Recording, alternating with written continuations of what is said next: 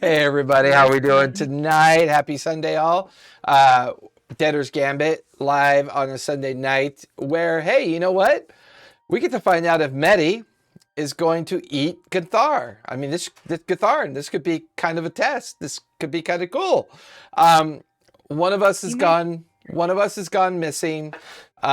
Vince had, I think, a family celebration or something going on today, so he will not be joining us this evening as he is taking a break. And his lovely portrait of his strange kind of goth death bringer of Loki-ness. I still don't know why it feels like a young Loki to me, like a little Loki. But I could be wrong. But hey, thanks for joining us, everybody, for Sunday night. And really exciting news: the studio is now officially open. We did a test run today.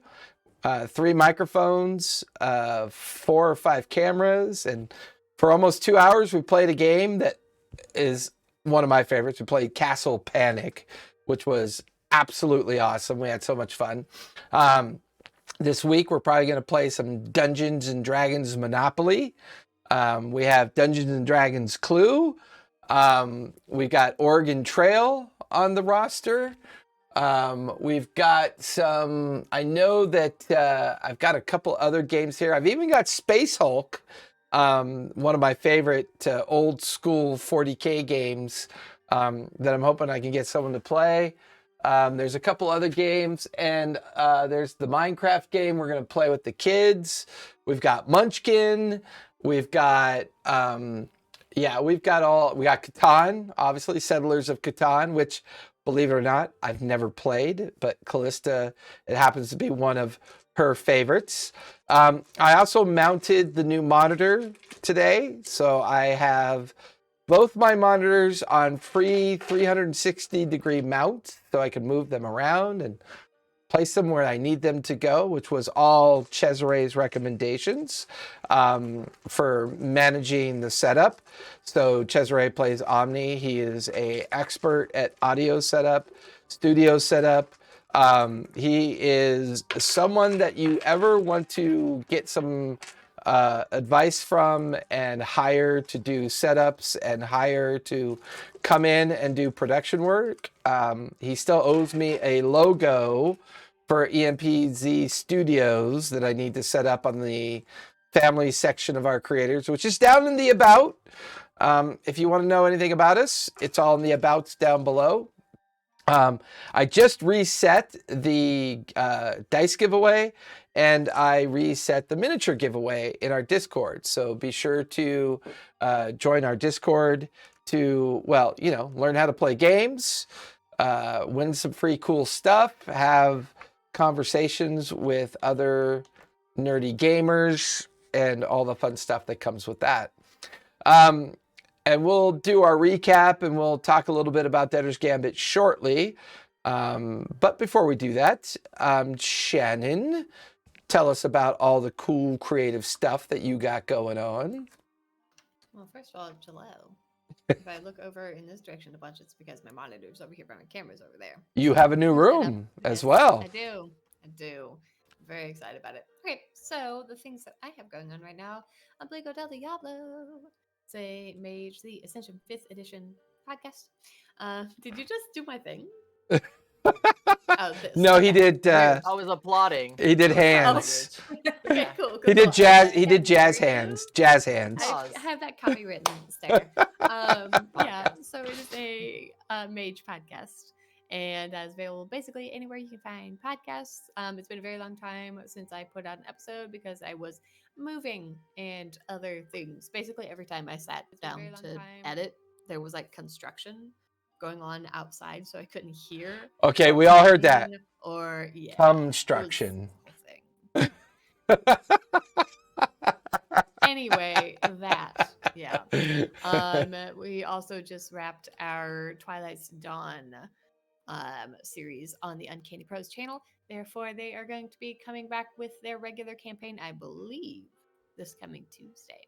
As another Dungeons & Dragons 5th edition thing. GUI Cube, which is a third-party producer of content.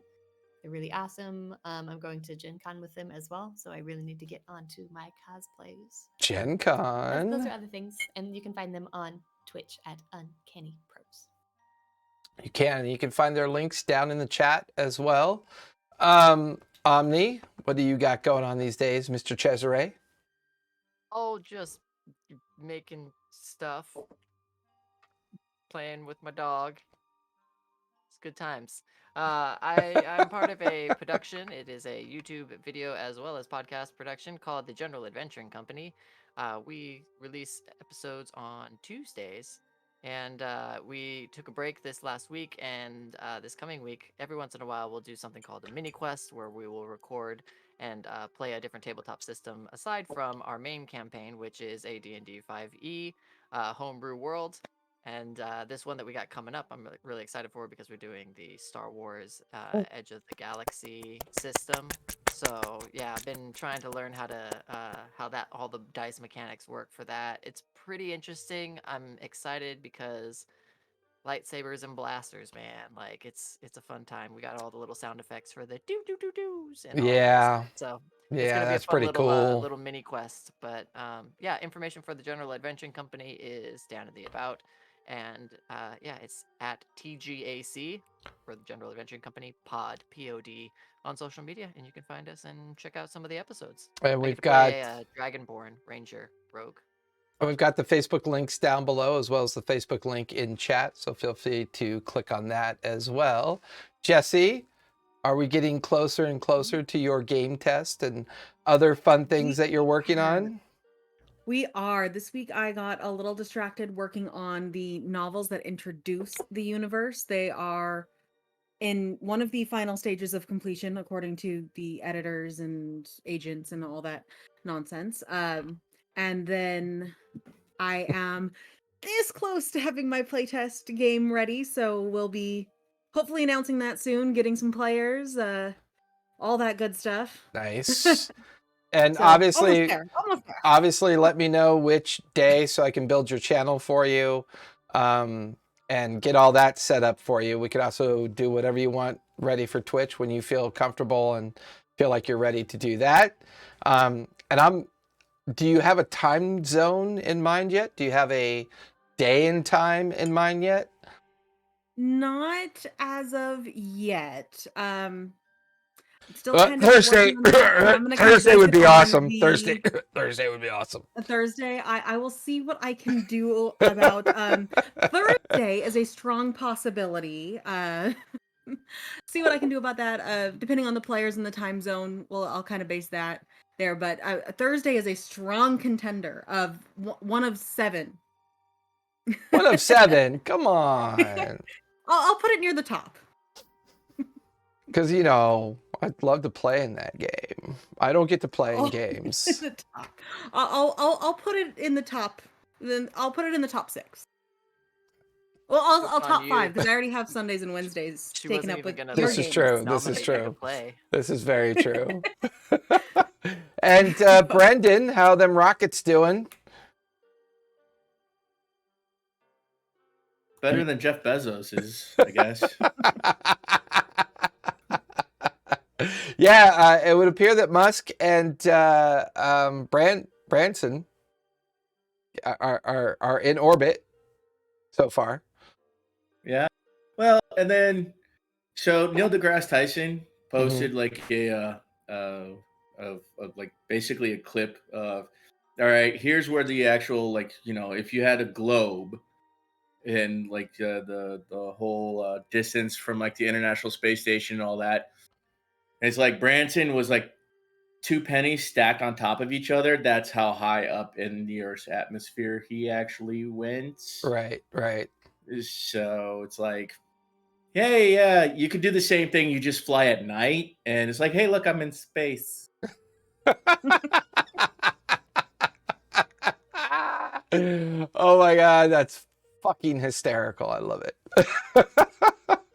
Yes, Brendan works on quality control for the rockets out of Hawthorne. He makes sure that when they go up, they come back down. And when they do go up, they don't blow up while going up. Well, they come back down as intended. There's that too. Yeah, because China had one that came down that was not supposed to come down. Yeah, there's always that. No, and then I also found out I don't get seasick. Well, yeah, that's true. You had your little fishing adventure this weekend. SpaceX sent me deep sea fishing. I caught a lot of snails. It was the bait. Well, there's always a debate somewhere. Yeah. Actually, I got would a have to bag disagree full of with that, bait. Jason. Yes, Omni. I was just saying I would have to disagree, but in disagreeing, I proved your point. So Yes, I had nowhere yes. else to go with that after that. Yeah, because we'll debate that There's later. always a That was debate. just- I that was a disagree. one-liner. Yeah, that was the punchline. There was anything else? Yep, I had to stop. So let's talk about where we last left off. And Oh, R.I.P. Medi. Just wanted to get that out at in the beginning. It was fun. We had a good conversation. It was good times. All right, let's. It's too early for you to be dooming me to my death. I'm pretty sure that's Jason's job. All right. Just, cheers to the. well, yeah, there's always that, right? Don't worry. I'm going to roll a 12 when I rage, and we're going to find out what that does. Let's go. Cool. Let's really hope you don't. Yeah. Let's really hope you don't. Trains. What happened to the ship? For the lulz. Well, We're I in guess another for, dimension. I guess for the lulz it would be okay. So where we I mean, last I left, survived. where we last left off, the team had successfully recovered Copper Joe's both compass, although not quite stating that part of it yet. In fact, the compass is in Medi's possession. They also recovered Copper Joe's flag, the standard that he used during his life as a pirate.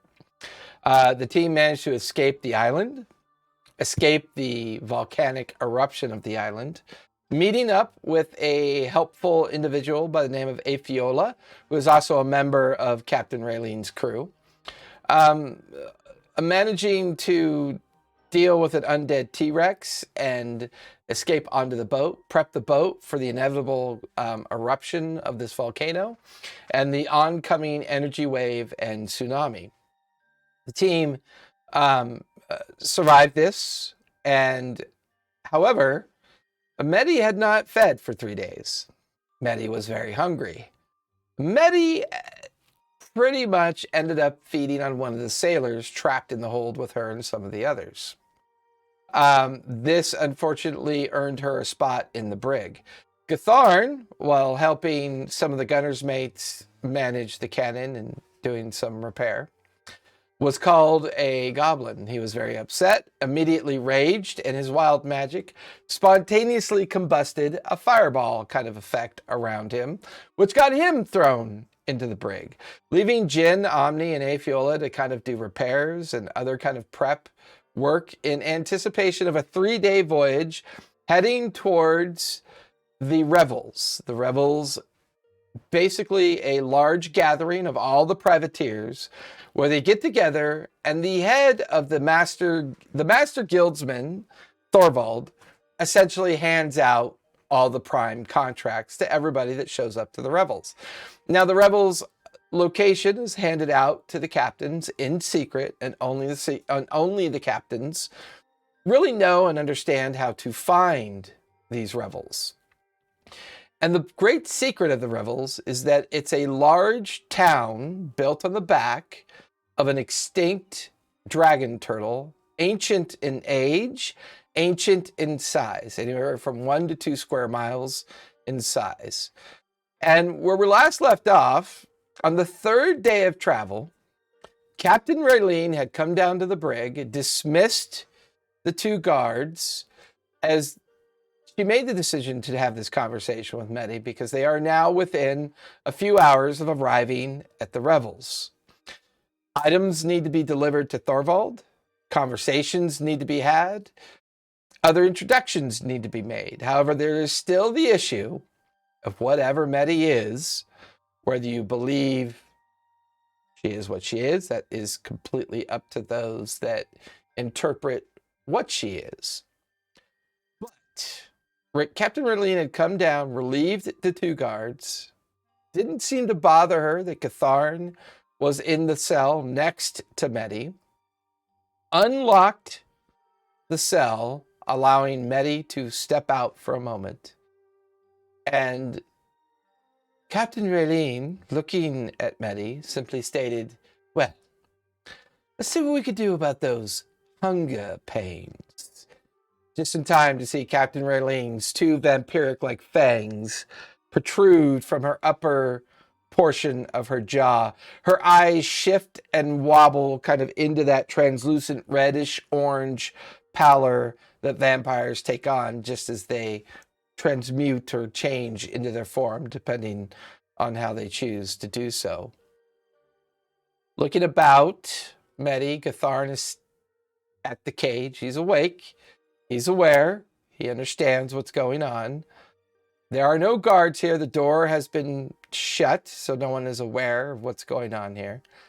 Captain Raylene, dressed in her pirate attire, all of its garish colors and kind of like blooming, kind of, large oversized shirt, tattoos and piercings, her large floppy hat. She does seem to be carrying that bottle that you have refused on multiple occasions, but she is carrying it. You actually watch her take a very small drink from this bottle. And then she sits and leans up against a series of crates and bales behind her. So, tell me, Medi, what exactly is your story? How did you find your way to being what you are? Do you know your maker? Are you aware of your maker? I'm curious. Please, tell me. Yep. You are a woman of many words. Are you ashamed of what you are? Aren't most of us? No, I'm not ashamed of anything. I enjoy what I am. I enjoy the fact that I can now control it, to be honest with you. Mm.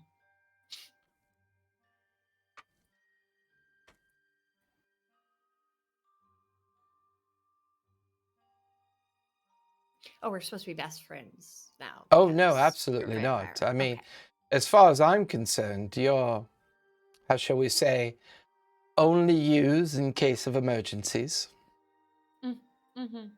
I Does, assumed that was our arrangement. Yep. does that feel a little bit more relevant to how you feel about yourself?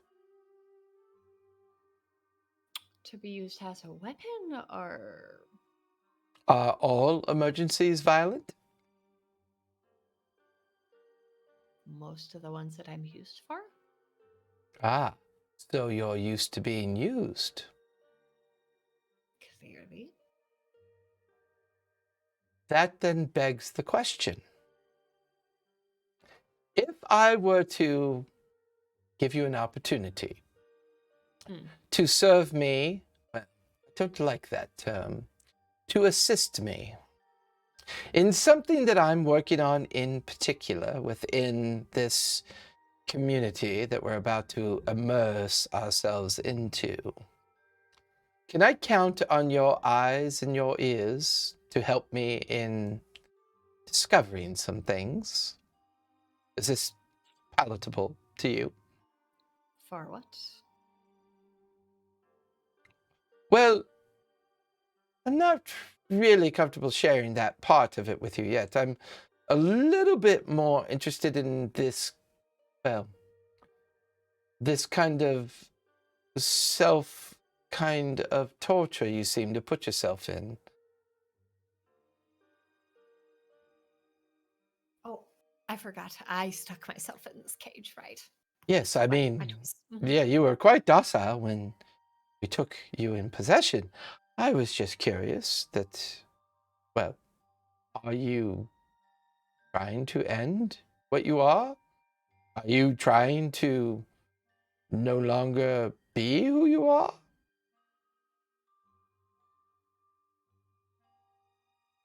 Contrary to popular belief, I don't actually like eating people, so. Oh, I can assure you, dear, neither do I. It's messy and it comes with consequences. I have a hard time believing that. You're just talking about how you are happy to be able to control it and Yes, I do. happy about what you were. I do enjoy parts of the abilities that it gives us. I mean, the You. idea of immortality is not. Really, not us. I don't think this is us yet. Oh, I wasn't referring about you, dear. Mm. There are other us's other than yourself. Mm. This is a big world with lots of people in it. Mm. When Thorvald gave me this concoction, I thought for sure that he was going to out me and do away with me. He chose not to. I don't know why. What goes on in that Firbolg's brain, I have no understanding. He is bright, he's intelligent, he's patient.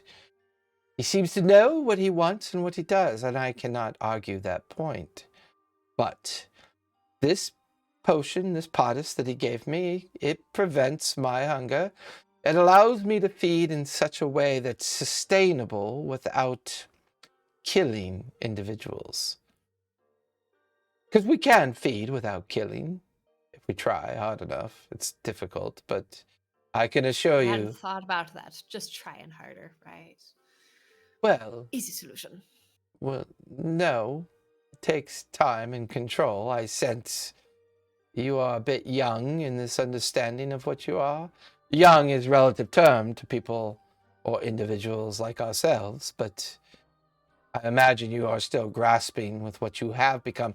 I could only assume, and I could be incorrect, that you became a individual of the sea to kind of isolate yourself, perhaps? Minimize these Money?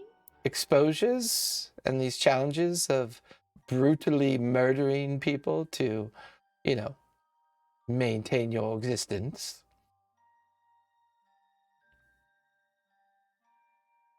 Mm-hmm. But I could be wrong. You could be self-absorbed, looking to die because you're simply that weak, I suppose. I want to either figure out how to control this or get rid of it and kill the person that made me this. Ah, now that is an honest statement I can respect. Finding who made us is not always easy. I don't know my maker. I'm not even sure how I was made, to be honest with you. But I can help you control it. The rest I leave up to you. If you choose to do what you want to do and pursue whoever made you and seek your revenge, there is no judgment or concern from me about that. And you're right to assume that just because we are of the same type of person doesn't make us the same members of a family, as they might say. Mm.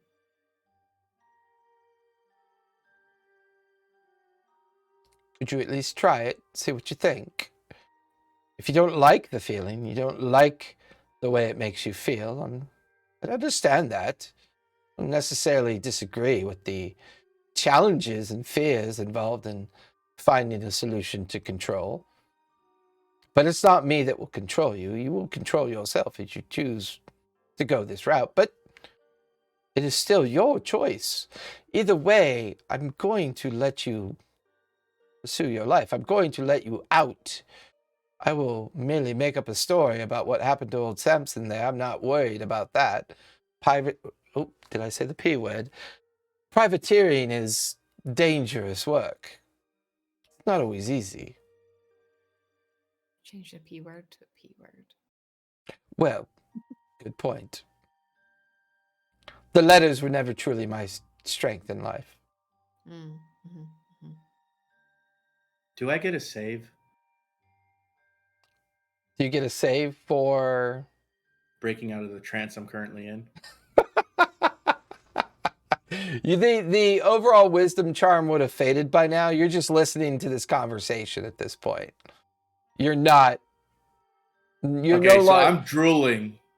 Yeah, you're no longer just saying that, charmed. like- You're just kind of experiencing a kind of surreal reality of two vampiric like creatures talking to each other, both with a kind of creative, flamboyancy to their edification of words and conversation.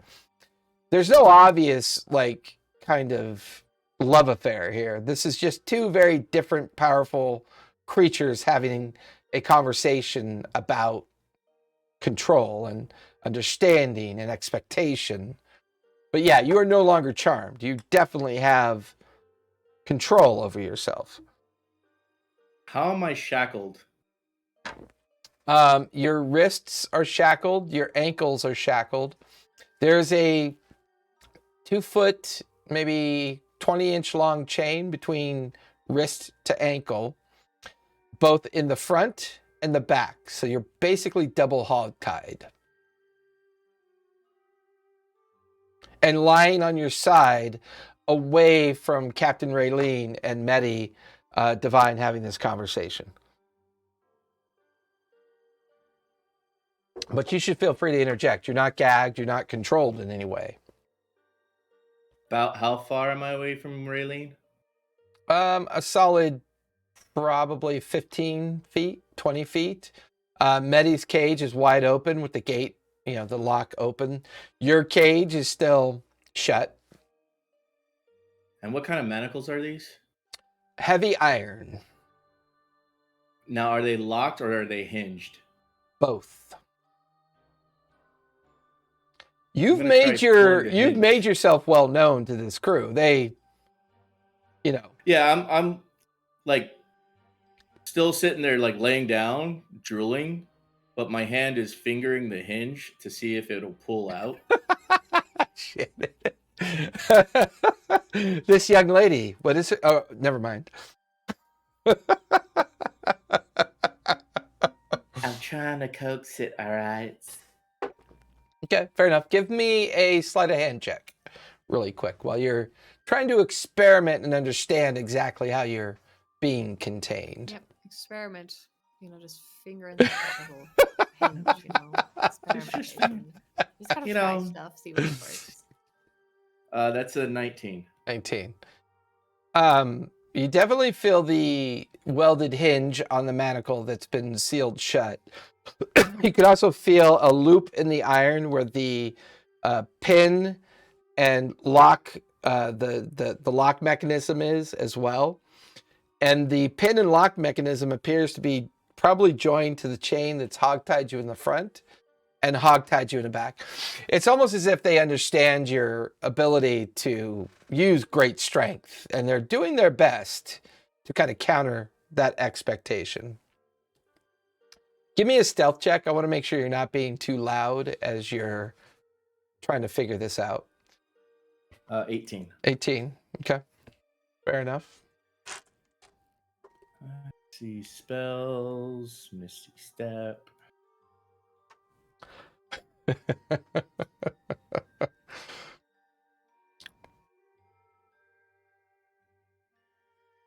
All right, so I'm kind of curious in something like with Misty Step. So Misty Step moves your body as is. So it would definitely get you out of the cage, but you would still continue to be manacled. okay, because surrounded by silvery mist, teleport up to 30 feet to an unoccupied space. I Correct. can see. Okay, I'm still gonna play dumb. Fair enough. So while Medi and Gatharn are enjoying their time in the brig, Jin has been spending his time down below dealing with his new role as Omni's crew has been finally assembled.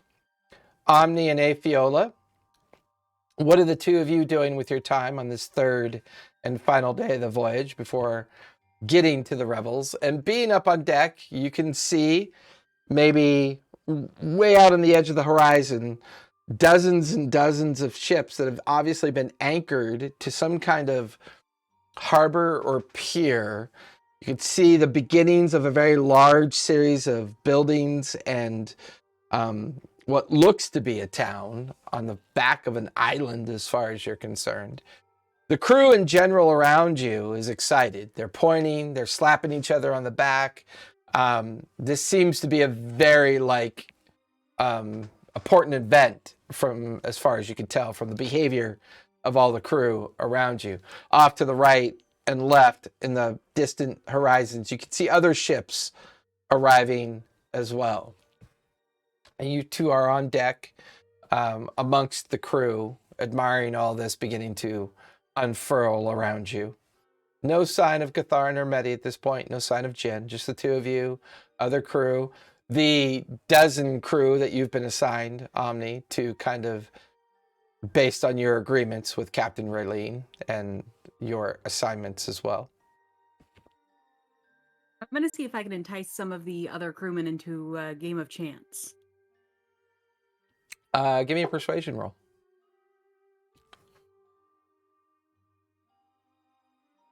Trying to win some spending money. Yeah. 18. 18. Oh, you daft lady.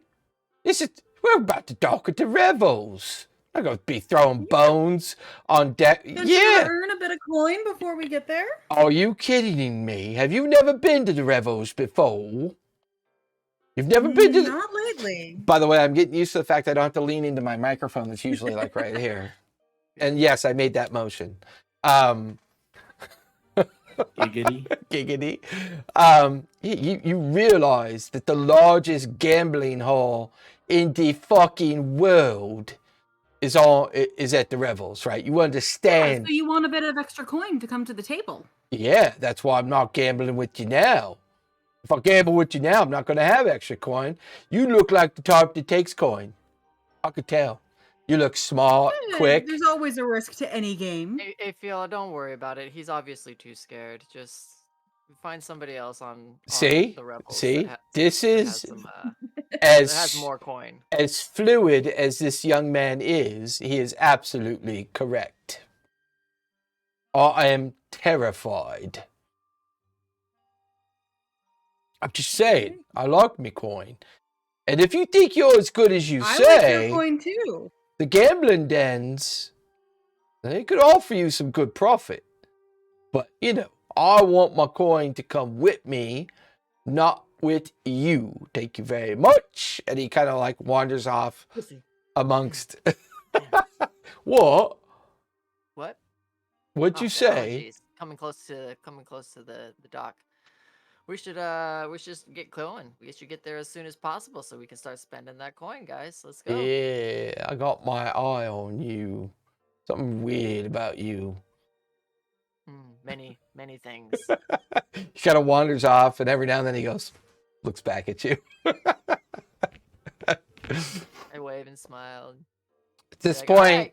for the two of you who are watching as the sauropod tugboat that had come out has linked up the cables and ropes and chains to help guide Captain Raylene's ship into one of the many floating docking bays. It'll take about an hour to get this accomplished.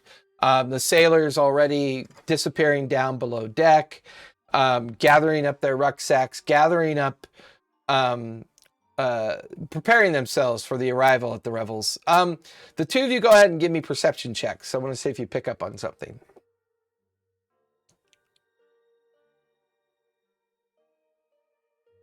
15. 15? 19. 19. It doesn't seem like any crew is left behind. In other words, everybody's preparing as if they're going to be participating in whatever activity is going to happen in the Revels. So you get the feeling that there's a level of trust here that even you find pretty amazing, right? The idea that the ship can be left unguarded. Is that like a thing that is just kind of like an unspoken rule that where if you were to break that trust, all the pirates are coming down on you type of? Yeah, you kind of you definitely pick up on that vibe.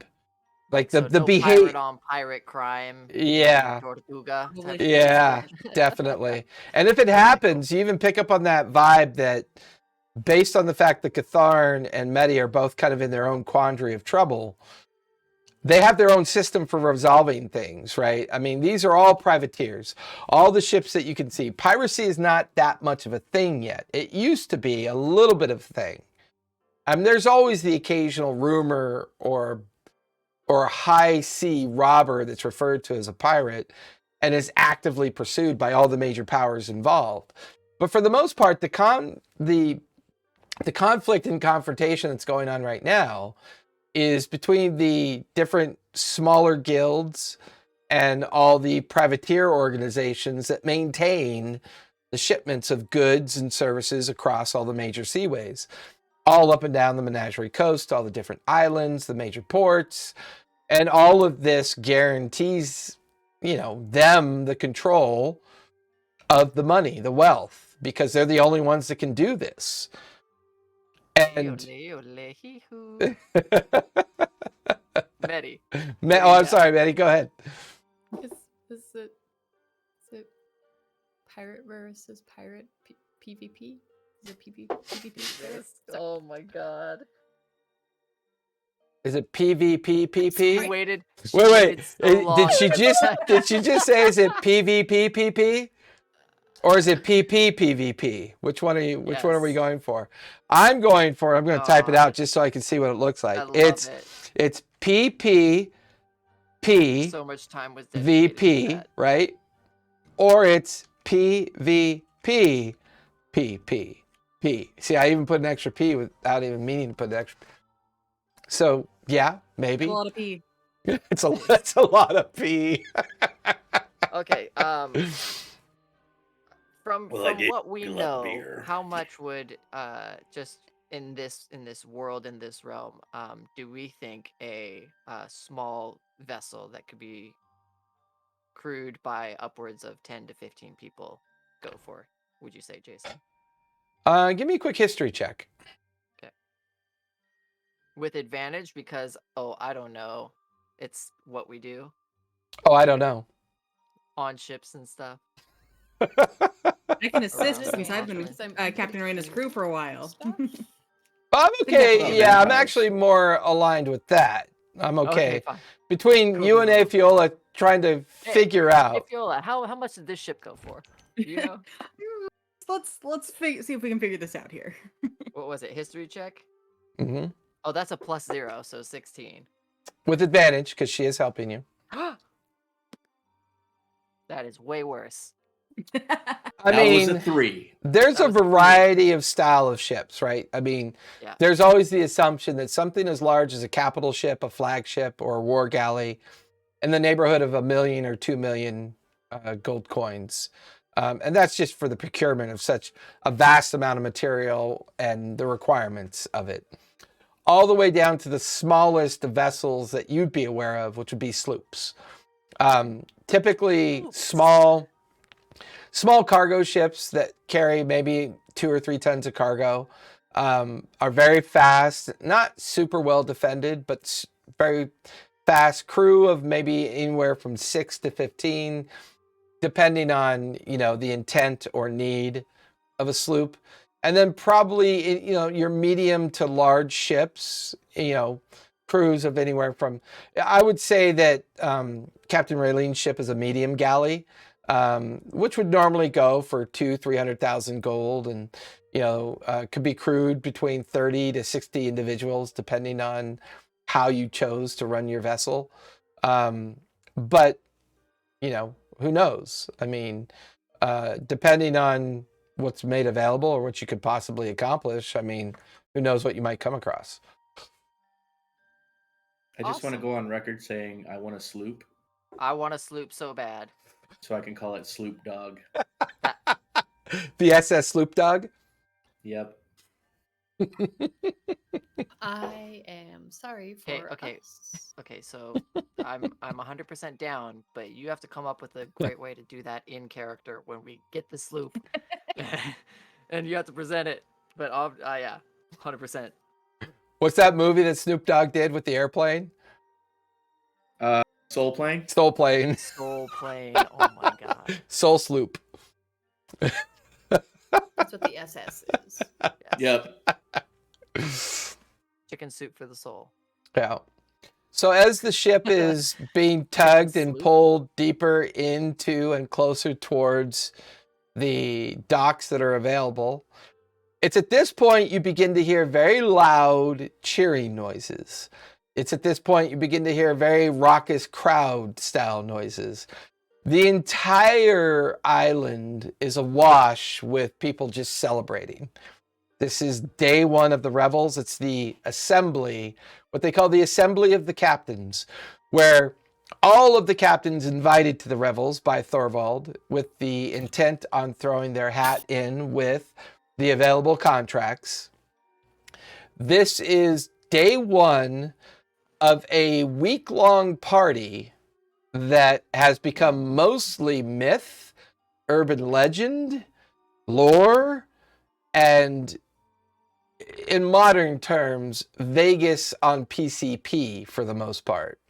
So what you're saying is SCA back in the 80s. Yes, that would be an appropriate comparison to the shenanigans and the activity that you can hear at this point. Every now and then, a series of far-flung fireworks kind of go off deep into the towering buildings of the community. Now, the community itself doesn't have a name. This is just where you come to spend a week celebrating the Revels. Contracts are handed out as the captains all arrive. Thorvald will typically give his rah-rah speech to another amazing season of profit-taking, profiteering, and shoving one into the Marquis's ass and making sure that the Marquis knows his place. Now, as you and Afiola think on this, Omni, you're the only one that has information regarding Thorvald's brother, which is the brother that perished on the ship that you were on in the hurricane. And some of the conversation that you gleaned from Raylene, Captain Raylene, in regards to that. That's one thing to consider that might be different here. There's also the fact that there were specific requests made by Thorvald to have Captain Raylene retrieve items from Copper Joe's cairn or tomb. So there's that as well. And there's still that nagging kind of feeling that Captain Raylene's ship is more than what it really appears to be. The fact that the discipline of the crew doesn't feel very privateerish, that her overall approach and the way she manages her ship feels distinct or different from your perception. And just as you feel the kind of ship rock and shift into its mooring position amongst all the other ships, and all the different privateer flags can be seen, people just begin to disgorge off the ship and other ships. The pier is now crowded with excited sailors, first mates, bosuns, carpenters, people who probably spend their entire life, their year-long lives at sea. And this is one of those opportunities to finally be in a position of true celebration and relief from it's a hard life. It's not easy being at sea, as much as all of you are at sea. But there's an energy here that's very contagious, except for one thing. The 10 sailors that have been assigned to you are now hovering around you, waiting for your orders to allow them to disembark and participate in the Revels. Their rucksacks are laden heavily over their shoulders. Afiola is alongside you. Jin is alongside you as well. All the other crew members associated to Captain Raylene are beginning to disembark. You watch as the Triton first mate kind of handing over little kind of dockets to each of the sailors that leave, giving them words of encouragement to remind them. Labash is recovered, mostly from his wounds, seems to be taking part in the sailors leaving as well.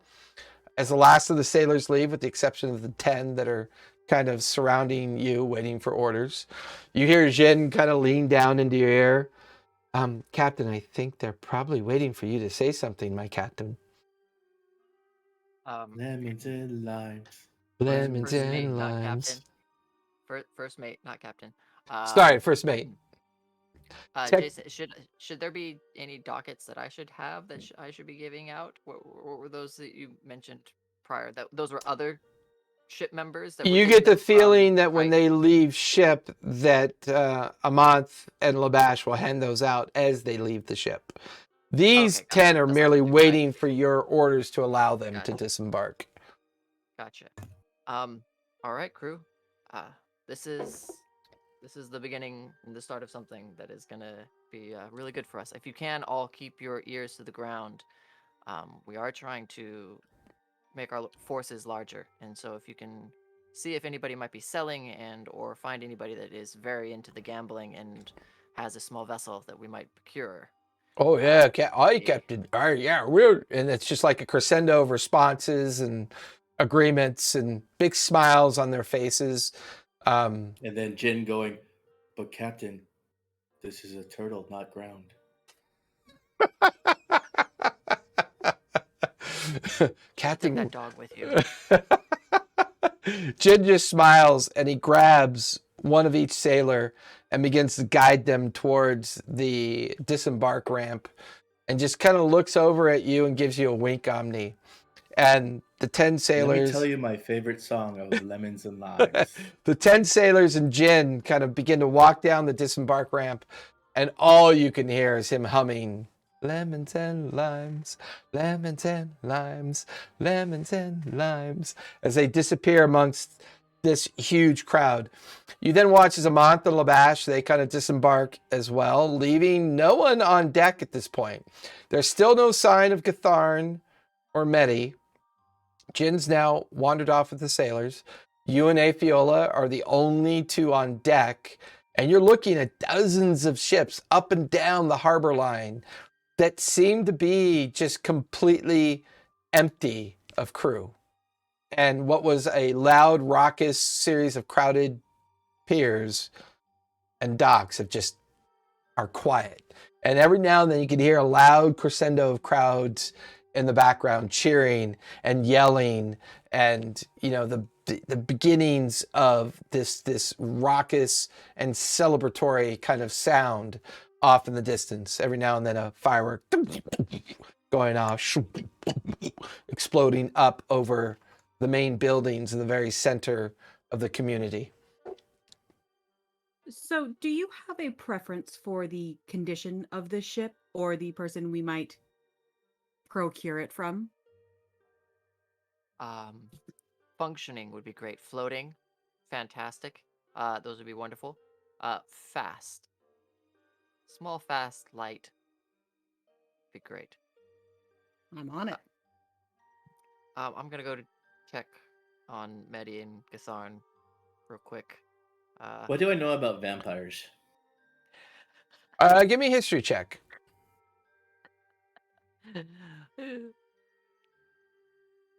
So That's I'll a go dirty go 20. downstairs. 30-20.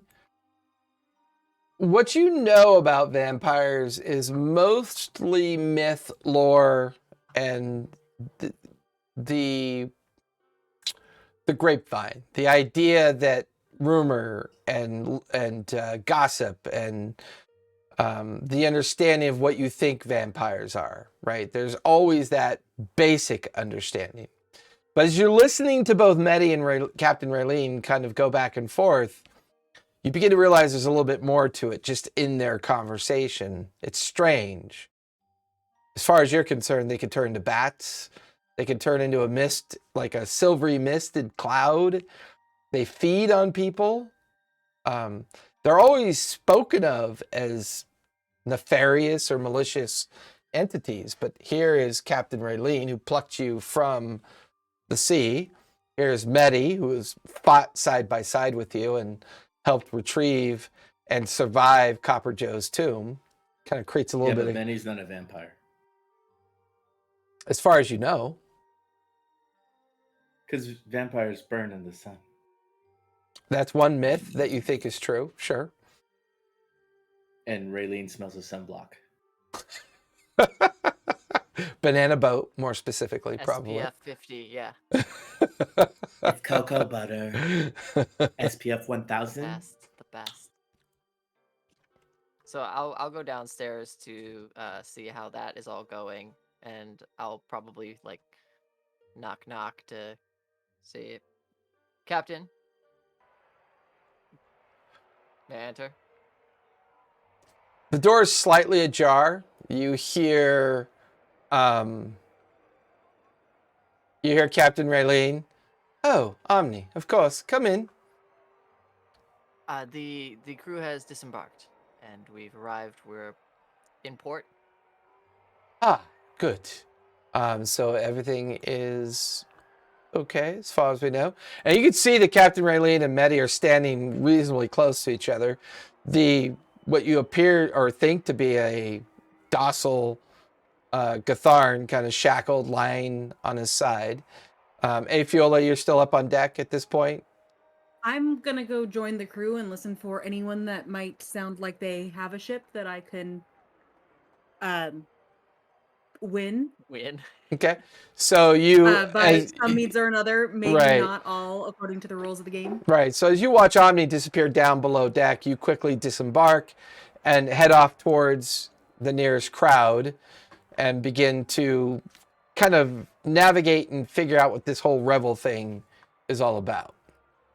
And I'm keeping my ears out for that specifically. Someone that I'd be able to see their tells and win something from. Okay. That. Fair enough. Am I still naked? Yeah. Is that even a question at this point? I feel like every episode, every week. Yeah, but I didn't get naked myself. Someone stripped I don't think you've ever me. gotten dressed. Yeah, I was wearing a blanket. You're quite literally in possession of zero. There's a folded cloth in the corner of yourself for in case you ever regain consciousness, you're able to wrap yourself up if you wrap yourself up if you choose to. Oh, that's what that one's for. Yeah, no, that's not what I used it for. Gross. So Omni, you're standing there. Medi and Captain Raylene seem to be a few feet apart from each other. As you approach, Raylene seems normal, just having a conversation with Medi at this point. Afiola has already disembarked as well, and we were about to go. Are they able to come? Is Gatharn sleeping? Oh no, I'm sure he's faking it, dear. I know his type, but well, unfortunately, Gatharn will have to remain here for a moment. I need to have a conversation with him before I allow him to go. However, Medi, Captain Raylene goes to hand you the small bottle. Do you take it? She took a sip from it herself earlier, right? Correct. Sure. Take it. So you take it. However, Omni, you and Medi are free to go and enjoy yourselves and have an excellent time.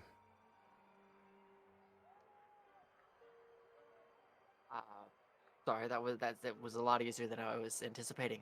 Thank you, Captain. we will. Oh, and Medi, pure ears and eyes about you. I will call upon you. I have a request, a simple request, I assure you, but one that I need help with. But for now, the Revels are the Revels. Enjoy yourselves. Do not enjoy yourself too much, Medi. I'll do what I can. Good. Glad to hear that you at least try. Because here's the thing. I can control things on my ship. Once you're in amongst the Revels, well, Thorvald is the final word of all things. There are rules here. Harm another privateer, execution. Kill another privateer, execution. Steal from another privateer, execution. There is very little wiggle room to fuck about in the Revels. This is a place where we all come together, affirm each other's word and understanding as privateers, and understand this. Thorvald may be a Firbolg, but I can assure you, He's as hard as fucking iron when it comes to these rules. So, I can control it here. You have been given an option, Medi. Whether or not you choose to discuss this with Omni is up to you. I will not utter a word. This is your life, your choice. You ought to do what you want to do. I get that. To a certain degree, you represent me and my ship, so keep that in mind, please. Can I do an My insight? best to keep my insatiable desire to snap necks to myself. Well, Thank you very much. I assure you that little bottle there will help you with that. Give it a try. It's safe. Go ahead and give me insight check, Gatharn, for whatever you want to To try. see if Raylene was kind of bluffing into thinking I was awake. That is a 17. No, she knows you're awake because she knows how long the charm spell lasts. She would assume you are. Okie dokie. Now, the two of you would excuse me. Going to have a little conversation with our short-tempered friend. Is there anything we need to stock up on? Anything just extra that I should be aware of? Booze. Yeah. Oh, hey, Gatharn. Oh, extra grog is always good. Amanth and Labash have their orders. They will take care of resupplying our vessel. Do keep an ear out for additional crew. We have a couple to replace, if you know what I mean. Also, a ship surgeon would be beneficial as well, if you come across one. Hi, Captain. Well- Let's go, Medi. You two have fun. And as you guys kind of like, the two of you leave, you kind of shut the door behind you, and you can already hear Captain Raylene. So, Gathan, let's talk about why you're such an asshole. And you guys got to keep going up the stairs, and clearly a lecture is beginning as far as you are concerned. Knowing Gathar's temperament probably won't set well, but he's at least getting an opportunity to understand just how different things are going to be over the next few days. The two of I'm you... gonna stop at the top of the stairs. Okay. Like try to just be right around the corner Okay. and not leave. Okay. So you're up one level, and then there's another level before you get through the gunner's deck up onto the main deck. Omni, you watch as Medi kind of stops right there.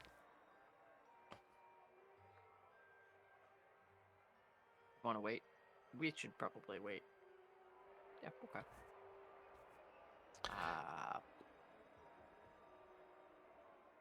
How'd your chat go?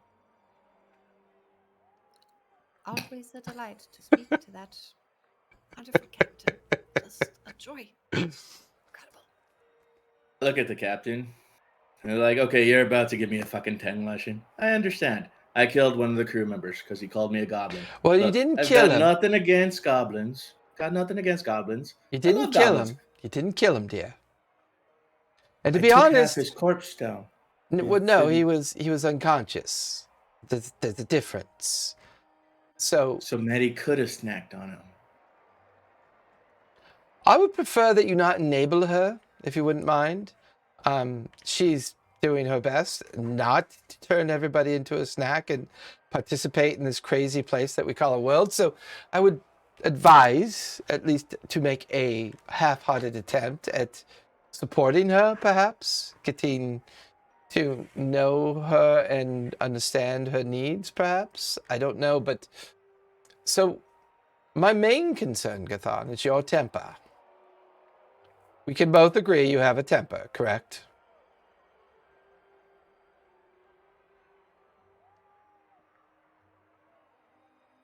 I don't like humans. Well, neither do I, dear, but we must work with them and cooperate them. Understand? I don't like when humans call me goblin either. They're racist fucks is what they is. Well, they have their challenges. There's no doubts about that. If you have green skin, they kind of treat us all the same. Agreed? That's why I bash their heads in so they don't make the mistake twice. But I understand. But you can't really make a Captain mistake if you're Firbolg's- dead. Yes, I heard your spiel to Medi. I will not hang with humans. Well, In fact, I'll keep my weapons on board. I would offer you a different challenge. I would offer you a challenge of perhaps immersing yourself with more of them. But they smell funny. Well, so do you, dear. It's okay. I'm used to my own scent. Cathan, to participate in the civilization of the world, one has to at least pretend to be slightly civilized. So, I would argue that practicing this will benefit you greatly. Now, you don't have to make it your main focus, your main goal, to get along with others all the time. I understand life is challenging. But there could be rewards here. There could be advantages here. There could be basic understanding of other people that could help you get involved with your life. Watch your back in a fight. But my main thing that upset me when you lost your temper is your lack of awareness of where you were. You came this close, Cathan, to igniting the powder magazine. In my defense, that's my godfather's fault. You lost me on that one, dear. What do you know about barbarians? Oh, nothing other than they're good in a fight. You can beat the shit out of them and they tend to last a long time. Oh, they are amazing as fuck in bed. Fuck all things. But they usually are the first ones in and they never come out. But I know enough to know I don't want my ship blown up, Cathan. That's all I'm saying. No, I understand, but I'm telling you about my grandfather's curse or godfather's curse. That one. What the fuck do I care about your curse? What is your curse? Well, that I you're rage, green I go and 2.5 magical. feet tall. Is that your curse? Look at me, I'm green, 3'2". and I'm 2.5 feet tall. I don't view it as a curse. You were born goblin. Well, that's true. I do have that up on you for sure. I can't help it that you were Look, born. my godfather infected my rage abilities. It was supposed to be Path of the Totem. I had like the tattoos and everything. They didn't take. But apparently now when I rage, a magical effect kicks off. I can't control it. Well, yes, you can if you choose not to rage. Oh, yeah, that. But it's fun. So, measure of control. Perhaps maybe be a bit more mindful of your surroundings. And look, there's plenty of pit fights to get involved in the Revels, so you can get any bit of energy and exertion out that way. I would encourage you. I encourage all my sailors to let off some energy and some steam. Don't get me wrong, the whorehouses here are fucking amazing. Some of the best places in the world. And, well, there's a couple special, well, anyways, not important for you to know. You watch as she kind of like flicks her fingers and you feel all the chains just unlatch and they fall to the ground. Grab your skirt, grab whatever equipment you need to go. But know this, Cathan, you heard my speech to both Medi and Omni. I have no control once you're in amongst the Revels. Whatever shenanigans and shit that you get into is your shenanigans and your shit, not mine. You can be replaced. Medi can be replaced. Omni can be replaced. I can be replaced. It's about money and power here. We get a week to do whatever the fuck we want as long as we mind the basic rules of engagement. Now, I'm going to go secure a very lucrative contract for this ship and this crew. I've earned it and I deserve it. Because we got the flag. Yes. I'm still a little miffed that I don't have the fucking compass. I don't know what Thorvald... I looked through the treasure. I didn't see any compass. Yes, I'm forced to believe that. She squints her eyes at you. Anyways, you watch as she picks Yeah, up there's her. no sense of deceit, whatever. Yeah, because you're accurate as far as you can tell. She picks up her leather pack with the flag folded inside of it. She looks at you and she goes, "Please, if you're going to die here, at least Go out make with a bang. well, yes, at least make it interesting. But hey, good luck, Gathon. Stay out of trouble." So you're saying I didn't kill that guy? No, he's fine. He recovered from his wounds. I was feeling a little guilty. Well, I almost gave him my treasure. Well, not him. she's already walked past But you. he's alive. Yeah, she's already walked past you, assuming that your kind of bizarre self-conversation is just another fractured part of your kind of personal insanity that you live in. And she walks up the stairs, walks right past Medi and Omni, right up onto the deck of the ship, and disembarks. I ransacked the ship for pants, boots, shirts, and a razor. Give me an investigation check. That is a 15. 15. In the lower decks, you manage to acquire everything that you want to find. You gather up all this material, and as you begin to come up the stairs, you find Omni and Medi both kind of standing there on the second tier common deck. I was You guys are a staring bunch at of the perverts. We bottle. weren't going to have sexy times. I was staring at the bottle trying to figure out what it was. Give me an investigation check on that. Cool. Well, we're glad that you found something to wear. Put away the dango, Bojango. I've got battle clothes and I've got city clothes. Hey, Fiola, Don't plan on getting into a fight. Hey, Fiola, give me an investigation check, please. What'd you get, Medi? 27. 57. And I need a mirror. Jeez. Okay. I got a nat 20. Nice. It's nat 20s. Guys, we got a ship. I found the mark to get the ship. Yeah, there's that Oh. too. There was an abandoned ship with a sign that said, "Don't need it. Have fun." Gatharn walks right past you, Medi, as you're investigating this weird concoction that Captain Raylene has given you. It's got a weird kind of like cinnamon, sugar, and rum kind of scent to it. But there's a hint of that iron, that like kind of like deep iron, bloody scent to it as well. Do I smell the rum? No. Okay.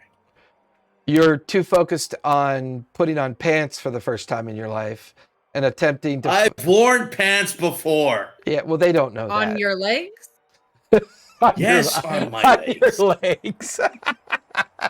We assumed it was. You watch as Gatharn walks by with a shirt pulled up to his waist, a pair of pants on his head, and he's looking for a mirror to shave his beard. Medi, it definitely has a very strong, potent, kind of savory, sweet, and kind of alcoholic kind of scent to it as well. There's a bit of a bloody scent to it as well. There's a bit of a bubbly, kind of like carbonated effect when you kind of slosh it around. It's weird. It's definitely weird. Does it seem magical in any way, shape, form, or fashion? She said this would help me control myself. Other than the bottle that it's in, the smell and overall appearance of the liquid, kind of hard to tell. You might assume so, but...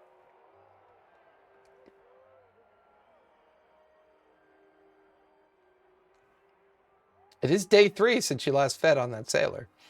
Yeah. Oh. Trust me, I remember, good sir. Okay.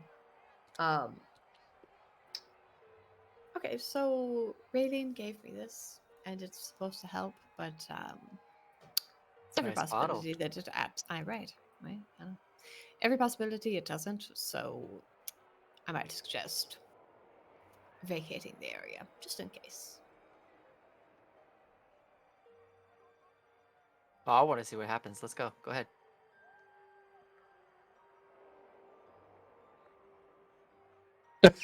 And you can see Gatharn. Well, actually, you can hear him making noises above you up on the gunner's deck. He's absconded somebody else's mirror. You can hear him sloshing around and kind of cutting at his face and grumbling and kind of rumbling the whole time while you and Omni are kind of having this conversation about the Better bottle of hurry liquid. up. It's only a matter of minutes before he cuts himself and there's fresh blood in the scent.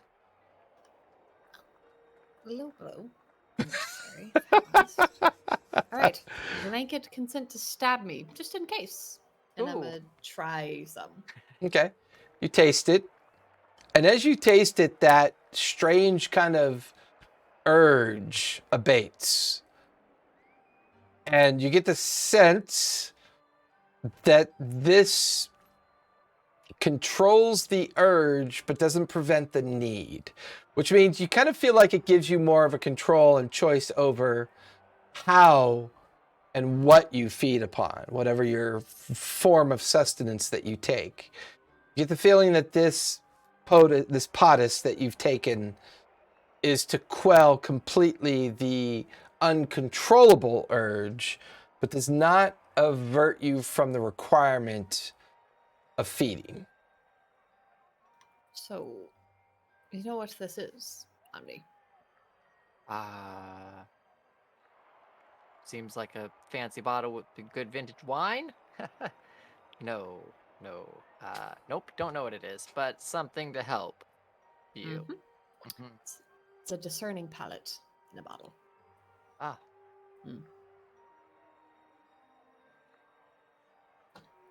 Let's try. You- This- you good? No, this better? trying to be a joke. Yeah,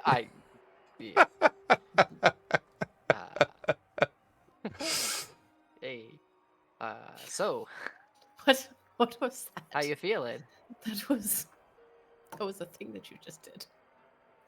Just give me Just finger gun. just checking out the feeling, the vibe. You just told me I had blanket right to stab you if need be, so That's true. Nope. I'm the one that made it weird. Yep. How you feeling? Conflicted.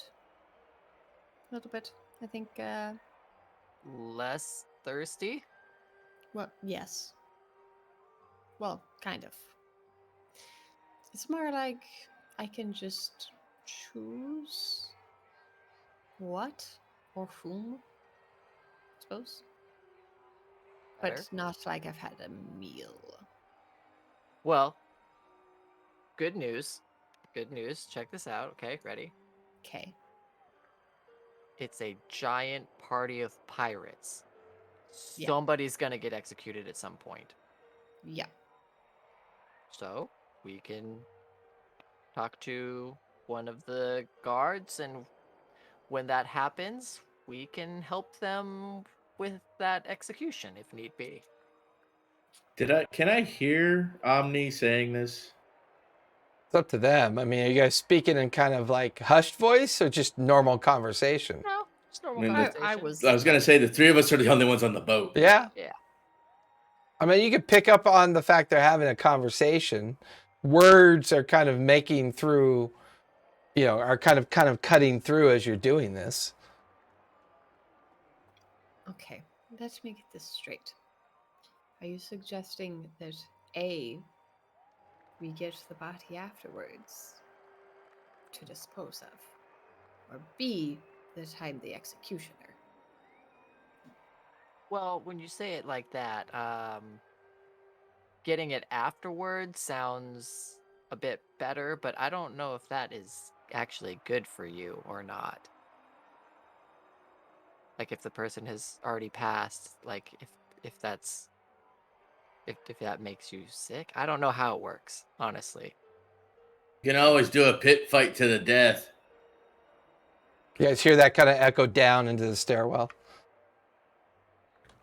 She made it seem like it is possible to not kill somebody if you consume this, which allows you to just feed without killing them.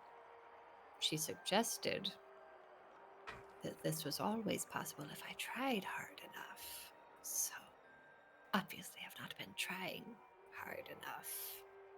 Well, yeah. I'm also sure Just there's some try like harder, right? That's Uh, not how it goes, is it? No. Not at all. I'm sure we can find some kinky fucks that are into getting bit too. Not it. And did say that they have the best brothels.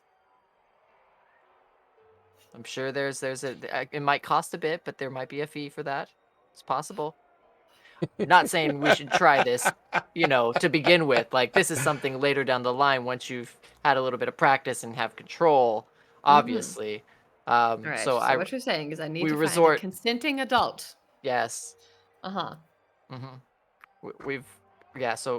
We're gonna go back. We need to find a first sipping goat. plan. Sipping First goat. plan for maybe just like a little wine skin that we can fill up with some. Are there any That's animals? not a Does euphemism for a animal blood child, help? is it? Nope. All right. Nope, not for a child. Gathard, would you just shave? I figure if I keep the beard, no one will mistake me for a goblin. Wait, so what are you shaving? The sides of my head. Oh. Which is kind of what are you shaving? Oh, and my bush. Yes, please. It's gotten kind of out of control. Uh-huh. We're all very aware of the state of your bush. Unfortunately. Got to do a little norkscaping here. Okay. Disgusting.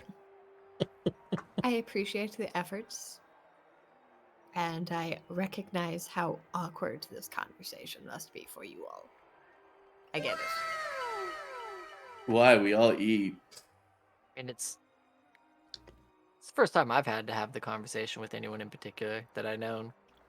Actually, wow. Omni, do you eat? Yes, we eat. Oh. Thought it was like You've osmosis. had meals with us. What? I thought we were faking it. We need to get you some rum. Yes. And cocaine. I heard it's this like new like friggin' drug thingy. Makes you see colors.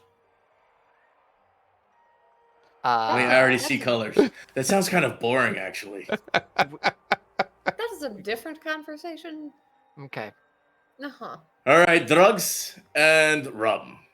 And hookers, apparently. Let's Yeah, just start with the rum. In that order. and Drugs, rum, and hookers. Let's start with rum first. Let's just go to a bar. We could have a night just to see how things go. Can I see like anyone out dockside? But you're not up on the deck yet. Oh. All you guys could hear is just the sound of crowds behind you, up and out. Medi and Omni are still in the center stairwell, kind of having this conversation with you, kind of yelling down into the stairwell from up on the gunner's deck. The main deck is 2 for them up and 1 for you up. And 3 of you are not up on main deck at this point. Well, after I've groomed, I'm gonna find mugs. Okay, there's plenty of them lying around at this point, especially I where grabbed 3. the supply and the grog station is. Oh wait, there's gin. I grabbed 4. Fair enough. If you can locate Jin, he is a strange one to be sure. Medi, you ready to go run through a crowd of people? Wait, who are you talking to? I was talking to Medi. That's a work. All right, let's go. We're going up. We go up to the deck. So the 3 of you we disembark. The 3 of you make your way up to the deck, and once again, the sound of the revels are all around. Fireworks kind of going off. It's more of a early evening time period at this point, as getting docked and getting everything under control took time. And the 3 of you begin to disembark into the main harbor area and begin to disappear in the direction where all the activity is going on. Hey, Fiola, it's been a while as you begin to mingle with the crowd. The sights here are quite interesting, to say the least. You walk by warehawkers that are chortling out different kind of things that can be bought. are having stamina issues. Buy this powder, keep you going. You know, you kind of walk by a door that suddenly flings open, right? And a string of naked people come running out of it. And as they come running out, they go right by you. And they're giggling and laughing at each other. And the drunken crowd is kind of all giggling and laughing. You watch them run into another house. The windows are all open. There's a explosion of like green and yellow smoke. And then all those same naked people come running out, but now they're chickens. And you're watching these colorful chickens begin to run in amongst the crowd. And they disappear into another house. And as they disappear into that house, there's a like a puff of pink smoke. And they come running out of that house. And now they're all badgers. And they're furry little badgers running from house. And then they come out of that one and they're humans again and they run. They seem to be doing this gauntlet of activity amongst these different houses. You're kind of standing there amongst these boardwalks and walkways crowded with people drinking heavily.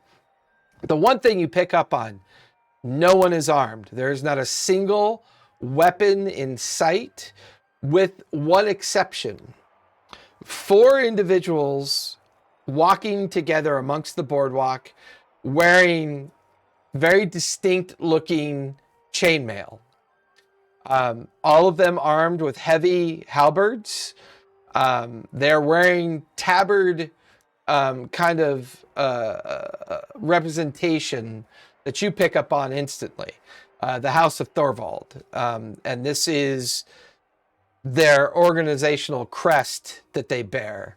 And as you meander amongst this crowd, kind of examining, looking for that opportunity that you're looking for, you come across different groups of these individuals, all sorts of types of individuals that are clearly either on guard duty, patrol duty.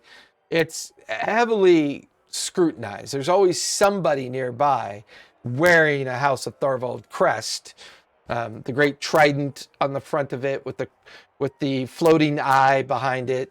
And you realize that they're the only ones with weapons. Now, do you have any weapons with you currently? I did not I probably would not have brought like my rapier, but Okay. I have my daggers and myself. Okay. So your daggers are tucked away. Yeah, they're Go hidden. ahead and give me a deception roll. We'll just see how well you've done that, just in case. 19. 19. As once again, If I see one of the guards noticing, I will try and shift them to where it looks like it's something else. fair enough. There are a lot of interesting people here, all sailors of all types. You can see where the officers stick out more so than crew, but there seems to be no real rank and file here. If you're in amongst the Revels, the tall buildings up above you, great like colorful streamers strewn about. Lamps are beginning to kind of pop into existence as the darkness is, it's fading, light's fading.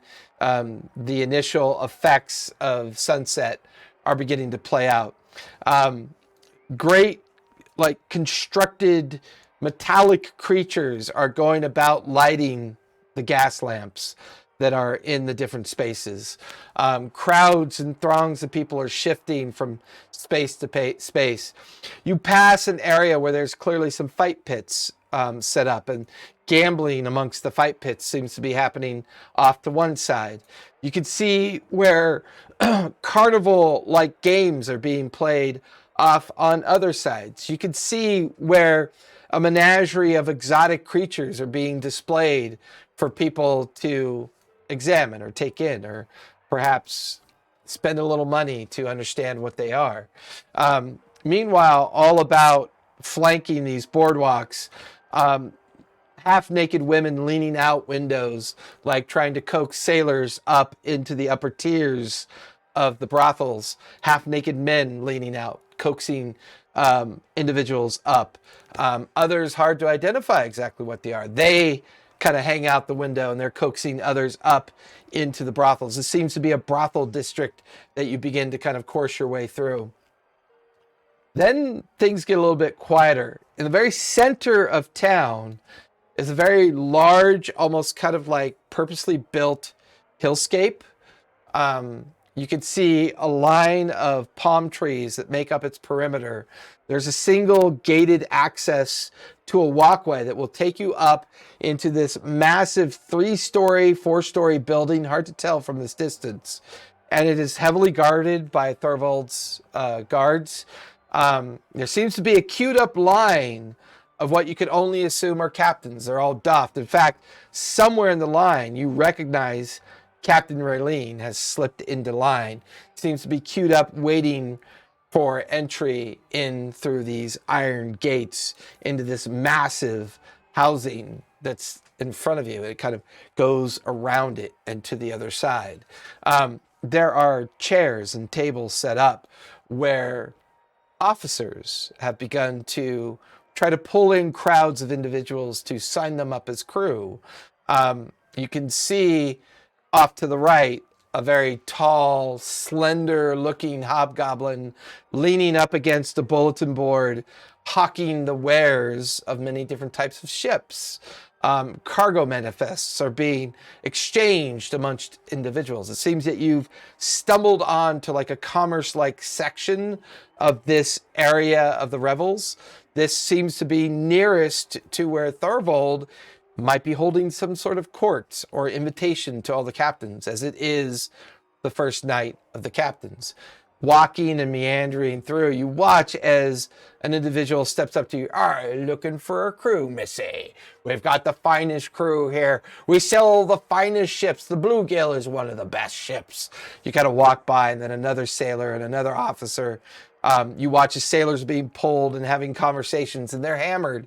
They're sloshing their rum tankards to the left and right as rum is spilling out onto the ground, bleary-eyed, trying to have these strange conversations. And then some of the crowds kind of disappear back into the brothel district or over to where the carny games are. And there's one particular section way off to the right, a very narrow pathway of bulwarks and walkways that take you back kind of in the direction you came from, but then shifts down into a series of alleys where great like raucous laughter can be heard, and you could see an arched sign over the alleyway, Gambler's Den. Perhaps this is the location that the one sailor was referring to. But other than the occasional group of patrols or guards, it's just a throng of celebratory drunkards, desperate officers trying to secure more crew, and a string of captains in line waiting to get into this establishment that they're hanging outside of. It's overwhelming, the sounds, everything kind of like just cascading all around you. Not the best smells in the world. Your heightened senses pick up on the unwashed bodies of hundreds moving about. What would you like to do? Are any of the captains conversing among themselves, or are they just kind of stoic Give in line? me a perception check. 13. 13. There are captains that seem to be standing in perfect silence. There are some that seem to be talking to others. Raylene is currently conversing with a Triton captain, very tall individual. She is long, kind of reddish pinkish hair, wearing very similar attire to Captain Raylene. They seem to be having kind of like a lighthearted conversation about something. There are other captains kind of having, like you get the feeling that it's a sense of, kind of like celebratory competitiveness. Like that idea that we're all trying to earn that gold coin, but this is the one opportunity where they could kind of drop their guard and have kind of like, casual conversation with each other. There's no obvious sense of anything out of place here. Just a lot of captains waiting to get in to this building. And the building, you said it was gated. is it gated all the way around, or is it kind of blocked off by other As far as you can buildings? see, where it meets the jungle, like trees, the palm trees that have been purposely placed here, it seems to circumvent the entire thing, go all the way around. It's about a 10-foot tall wrought iron fence where the different bars are maybe about 3 or 4 inches apart. There's casual patrols that seem to border it and make their way around it. And how far is the house inset from the fence? Not that far, maybe about 30 or 40 feet. Staying on the side of the area where the gambler's den is, I'm going to kind of discreetly walk the gate and see kind of how far around I can get. But I'm going to be fairly discreet. I don't want the guards noticing that I'm walking the fence. I'll walk in and amongst the tables or kind of go among people, but I want to see all 4 sides if I can. So give me a stealth check.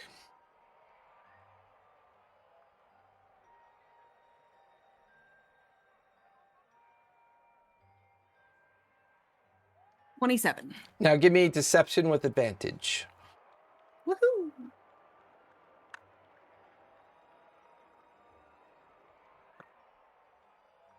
20. 20. Dirty. Making your way through the crowd, you actually come to a point where the gambling alley is slightly off to your right by about 80 or 90 feet. The fence line slightly off to your left by about 10 or 15 feet. And you found this like kind of little darkened space where no one seems to be paying attention currently. The patrols have already moved through. No one seems to be noticing you at this point. And in my meandering, did I happen to hear anyone who might have a ship that or a captain that's down on their luck in the gambling den? Give me a perception check.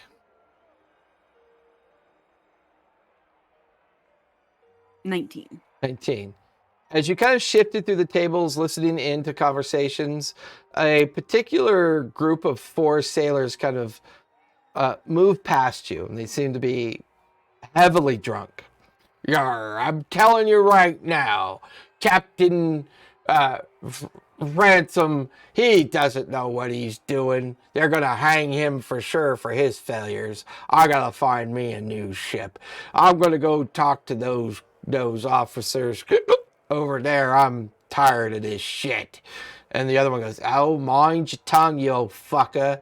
You say that every time. He pays us decently. Sure, he makes mistakes, but Frantham don't know what he's doing all the time. None of us do. And then the third one, yes, but you don't understand. Every time we're out at sea, it's always fucking something. Always something to be blamed for. And the 4 of them kind of disappear down into the gambling den. I'm going to kind of make note of who they were, but the larger point, I'm going to look for this Captain Fransom. Okay. I'm going to kind of stay in this little shadowy area and keep a watch out, but I'm going to pay particular attention to see if I can find this captain. Okay. For Gatharn, Medi, and Omni, everything that I just described for Aphiola is the exact same things that the 3 of you come across kind of coming into this space and seeing this bizarre kind of celebratory community playing out all around you. Every description that Aphiola took in, you're taking in as well. Currently, the 3 of you are kind of meandering along the outer ring boardwalk where most of the celebratory activities are. What would the 3 of you like to do? Are those people like chickens now? Or are those people chickens? There's a puff of smoke, and now a string of badgers come running out. Badgers, yeah.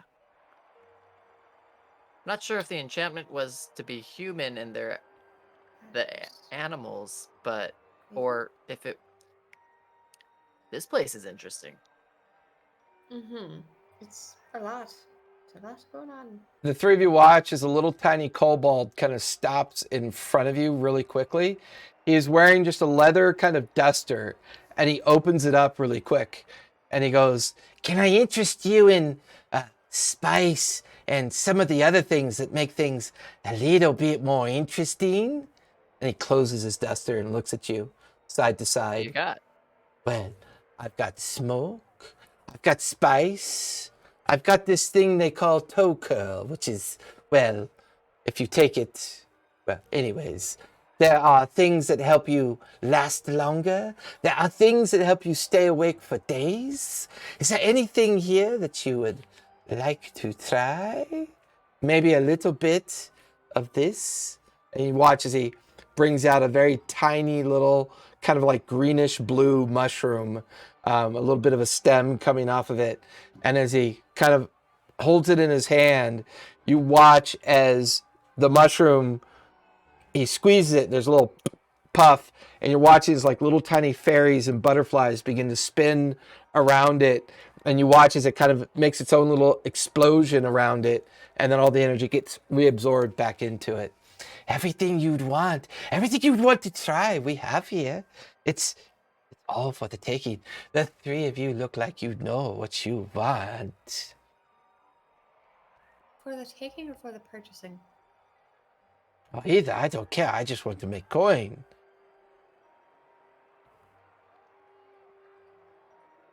Gathar. Take all of it. That's Not all of it. Not all of it. You watch as the kobold just looks shocked at Cathar. You want it all? Well, yes. How much? Actually, it's your money. You do exactly what you want. I can give you a dozen blue blossoms. I can give you a pound of spice.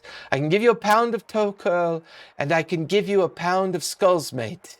All of that. pound? All of that for the, well, for the price of 1,000 gold. How about a buy in bulk discount of 500 gold? I'd I- like to try and persuade him. Yeah, give me a persuasion check. I can't give you advantage on that because I'm just blown away that he's selling pounds of drugs. Yeah, that's 18. The drug's called toe curl. I'm curious of what that does. He goes, I'm about to find out. Desiree is curious as to what that does. Omni Hey. does not want anything to do with that at all. It's 500 gold is not to meet my cost. 950 gold pieces. Oh, my friend, my friend. Do Are you we not friends? understand? Oh, absolutely. And I'm just gonna try and charm the pants off of this kobold. Is he wearing pants? If he were wearing pants, he would be charmed. Well, when he out of them. flashed open the leather duster, you could see like glass bottles, small leather bags, like everything that he probably possesses and is capable of selling is strapped underneath this leather duster. And he kind of flashed it in such a way just to, kind of create that kind of, instant. It's clickbait. Let's face it. It's a kobold using clickbait at this point. It's fine. And then closes, he closed the duster. So how much? How about we go back to the 500 in coin, but we also have that we'll throw in this lovely necklace that I personally think would look stunning on you, and I'm gonna persuade him again. What the? Go ahead, give me another It's- persuasion it's- check. It would look so good on your skin tone. It really accentuates. And have you seen him? Like, my goodness, this thing, it was so personally important to him. The value, it's insane. It's And astronomical. Tim's system. It's. I'm okay with so- that. Give him an assist on that. Advantage on your second attempt, Omni. So oddly enough, the 3 pieces of jewelry that we have each are each 500 gold pieces. So Okay. it would be right at that. But still, I'm trying to Yeah, I got that. work him down. Work him down. So the first one was a 17. Okay. Second was a 19 plus 8, 27. He looks at the necklace. So 500 gold and the necklace. I agree to this. And you watch as he begins to collect all the bags and everything and hands them over to Gatharn, and then hands out for the coin in the necklace. I'm going to take each bag. I'm going to pour out a little and mix it all into like basically one concoction and snort it. Good luck. I don't do Each- anything to so try you're to stop taking- this. So you're taking Skull's Bane, Toe Curl, Blue Bonnet, Spice, mixing it up, and then snorting it. Yes. Okay, before that happens, Omni, We just need you to make death saving throws right now. Just immediately. Just go. go. Beyond. You've entered the alternate dimension. It's a dimension, all right. The kobold looks at what Gatharn is doing and looks at you on, please, pay me quickly before he dies. Please. I still have the necklace, and I'm just kind of holding it up high. And Gatharn, have you handed over the money yet? Is this a little? Are you doing a taster right now to make sure that they're good? Like, what's happening? Well, to make sure it's not just flour. Uh-huh. So with that, Gatharn, as Omni asks you this, you snort that little pile of mixed batch that you had in front of you. Give me a con save with disadvantage, please. Can I Is it make like a triple disadvantage because it's like 5 things? Can I make a history check to see if I know what the different things do? The You side can make effects that lead to the drugs. You can make a nature check, see if you even know what nature they check? are. Yeah. That's 19. 18. Natural I rolled 20. an 18 and a 12. Nice. But I have 0 to nature. So with that, the minute that Gatharn like quickly kind of snorts it up, you guys watch as one of his eyes just the pupil dilates all the way out, and he kind of makes with a strange belch, and the other eye kind of closes, and he seems to be holding his breath for a moment. Gatharn, as you look around, there's a couple things that happen to you suddenly. You are inadvertently hasted. So everything you do is 2 to 3 times the normal speed. The second thing you guys all notice is the largest erection you've ever seen anyone have. I mean, suddenly Gatharn is standing there, fully prepared, right? The third thing you notice is every hair on his body falls out. You watch as his beard, the remnants of hair on his head, it all just... And oddly enough, because he's wearing pants, you don't see the other things fall out. You just see this huge package bulging. There's just a pile. Yeah, at the bottom of his yeah. pants. And the fourth thing that happens... Trimmed. For you, Gatharn... Was true, Suddenly, everybody around you is speaking incredibly slow. They're multicolored. The amount of like arcane explosions going off around you is to the point of pure distraction. As you look at the kobold and he takes the gold coins from your hand, it's and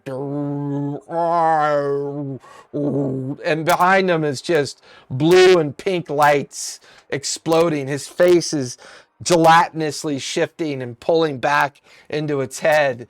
You watch as it turns away to look at Omni, and it's and more explosions of light going off. You guys watch as a sense of panic overtakes Gatharn. Gatharn, you take 31 points of psychic damage, halved to 15 because you barely saved. And currently you are in a drug-induced haze of your own making. You cannot understand what people are saying. You feel like you're moving at thousands of paces a second. And you guys watch as Gatharn, one eye blown up. Speaking in gnomish. Yeah, one eye blown up, one eye squinty. As he turns, drops his pants, and disappears into a crowd of people. Thankfully, my coin pouches are attached to my pants. There's a You are- pile of Gatharn clothes at your feet. Medi. Just gather the pants and the clothes. Yeah. Could I please have that necklace as the deal was struck?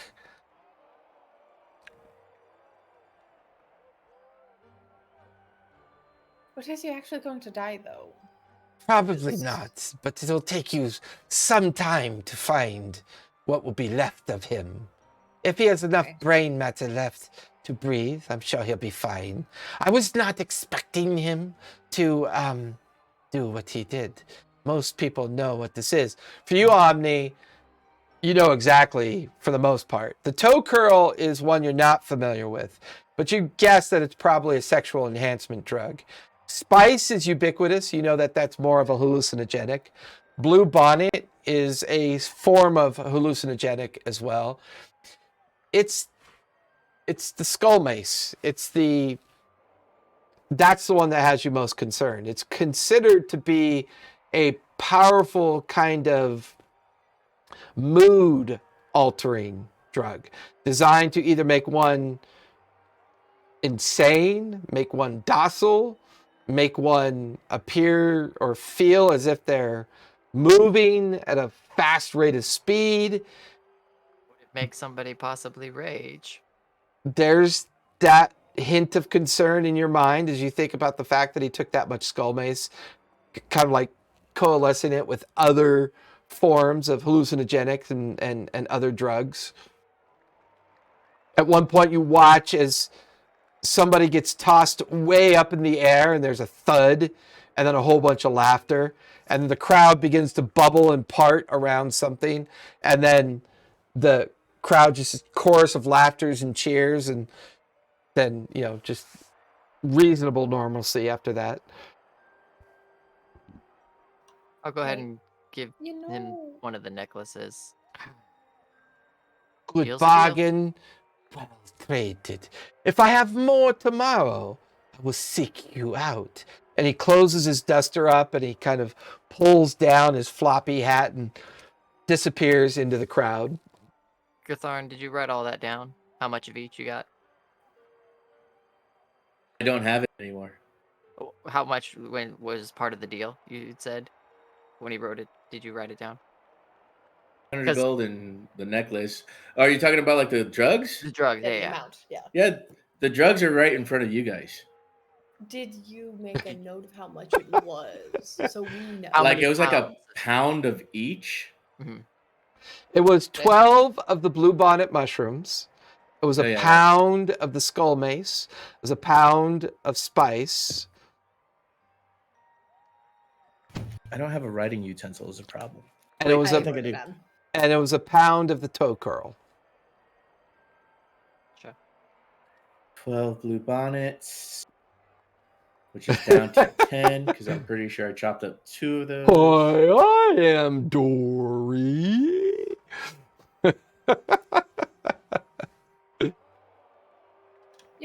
I was going to say something about the crowd and everything. Actually, it looks like this might be nice. Like there's going to be a good experience, but part of me feels like I really need to make sure that he doesn't die now. It was a pound of toe curl, right? Correct. Honestly, we think he'll be fine. We should just probably enjoy. Enjoy. Yeah. Yeah. Pound of skull mace. This kind of feels like It's like the two adults telling the mentality where 21-year-old everybody thinks in they're Vegas, everybody. "Oh, I'm sure they'll be fine." Yeah, yeah. But it's I mean, it's like at a festival. It's like rave mentality. Like all of the Exactly. pirate parents are gonna like take care of the baby pirate who's like having too difficult of a time and tripping out a little too hard. Huh? Probably needs to drink We've all some been there, water. you know? Probably needs to like go outside, cool down a little bit because they're sweating too much. Mm-hmm. Yeah, it'll be fine. He'll be fine. Or you could recoup your losses and sell the drugs. Yep. Definitely gonna do some of that. Absolutely. Gonna use it in part of the gambling and trading and whatnot. So Absolutely. Yes. Hey, Fiola, give me a perception check. You guys are lunatics. I love it. 13. 13. You're having a hard time tracking down this particular captain. You're now watching as the queue of captains are beginning to enter through the gated courtyard into the central estate that's here. This little spot that you've collected, there's a steady stream of people coming and going into the Gambler's Alley. There's steady groups of drunken sailors stumbling in amongst the different tables and first officers attempting to recruit them, but nothing strikes your particular fancy at this point. You've been here for about an hour so far. We move at this point into the gambler's den. Okay. I don't want to walk in as if I'm gambling though, because I want to find my mark. Gotcha. Thanks for the follow, Tantamilico. I really appreciate that. So I'm gonna casually stroll in, maybe grab a drink off of a table of somebody who's abandoned it. Fair Not gonna enough. drink it since I don't know what it is. Yeah, so as you walk into the main alley entrance, you can see where you kind of cross over like an alleyway threshold. And as you do, it kind of opens up slightly and then disappears like right into almost like a warehouse, like a massive warehouse that's been purposely built. And as you come into that, suddenly everything's lit up. And it's kind of like transitioning from a dark alley into this building that is heavily lit up. And there are just groups of people everywhere. There's tables everywhere. There's scantily clad women and men moving about the tables offering drinks to the gamblers. The gamblers are throwing bones. They're playing dice. They're playing cards. There's one where there's a wooden wheel built up on the wall, and you watch as this tiefling, bright purplish skin, white horns, a mane of hair going down his back, a paunch of a belly, wearing like this like red duster. Take your chances. Spins a wheel, and you watch as magical, like arcane energy spins off this wheel, and it stops on a number. Winner, winner, winner, losers, losers, and this kind of plays out around you. Give me another perception check, as you're now amongst the gambling den. 9. There's nothing in particular that kind of sticks out here. There just is a lot of individuals throwing dice, playing cards, big heaps of coins being moved and taken and moved. It's raucous. It's a very loud, raucous crowd. At some point, you watch as a large bardic pirate band kind of shows up on a stage and begins playing for everybody. You feel somebody kind of like bump into you, and you look down, and then you follow it, and you swear it was a half-naked Gatharn, or maybe even a fully naked Gatharn, tearing in to a crowd and then disappearing. You're like, but you're not really sure. Gatharn has hair. Yeah, you're not really sure. It was mostly a bald green creature, as far as you could tell. They had two little glow bars, one in each hand, and they were kind of like waving them around and disappearing into the crowd. It was very strange. But you watch as the crowd cheers and roars, and there's now like a pit of individuals in front of the bards, and they're like jumping and moving to the chorus of the bardic music. But other than that, there's gambling tables, there's spin tables, there's dice throwing tables all around you, but nothing that sticks out as unusual. This seems like what it was advertised as, a very large gambling den where everybody is having an amazing time. They're gambling, throwing dice, playing cards, spinning wheels. I'm gonna walk around paying attention to who is gambling, seeing if I can find this degenerate captain. Okay. Kind of keep an ear out. What's your... Yeah, go ahead and give me another perception check. See if you can find this guy here. That was much better. That's a dirty 20. DC was a 19, so I'm good with that. At some point, you come across a bones table where they're throwing dice. There are a series of individuals standing around it, and then you hear this particular orcish individual kind of bellow at the table. I don't give a flying rat's ass about that fucking captain's meeting. I'm here to win coin, and I'm going to win fucking coin.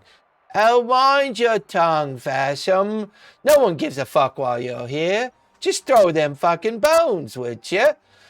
And then he's, oh, I'm getting there, And he throws down like a handful of coins, and he watches the dice roll, and there's a big, like everybody, and he's like, these fucking dice are broken. You're a bunch of fucking cheaters. And you watch as he pushes himself away from the table and begins to stumble towards a card game.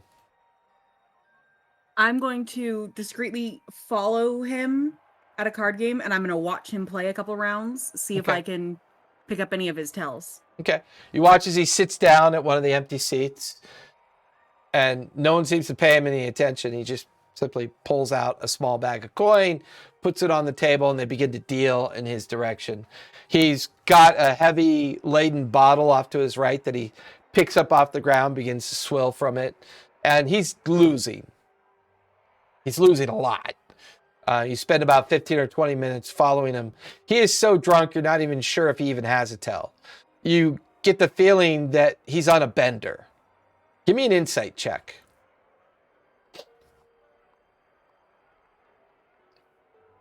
13. You're not sure why. You're not sure if you even care. But there's two things that strike you odd here. He wasn't in line in the captain's queue. So either he doesn't feel like he's going to get a choice contract, and he's not invited to the first night of dinner of the captain's presence, and he's so drunk that maybe he forgot, but he's being incredibly reckless and careless at this point. He doesn't seem to give a fuck about anything. He's gambling and losing a lot. The next time he stands up from a table and moves to a different table for better luck, I'm gonna kind of nestle up on side of him and say, sounds like you're having a hard time in here tonight. As you do that, he bleary-eyed looks at you and belches in your direction. You see a little bit of spittle kind of come out of his mouth. Aren't you a pretty kitty? Are you working? I can't really afford you. No, I'm just here because you missed the captain's dinner. I wanted to talk to you, see what was going on. Tharivol send you? No, trust me. No, I don't work for Tharivol. Then how do you know about the cap? How'd you know I'm a captain? And why are you interrupting my... He kind of belches slightly. My game. Why are you here? Saving you from those cheating tables. Why don't you and I come over here and have a game ourselves? You pick, cards or dice? Give me a persuasion check with advantage because he's fucking hammered.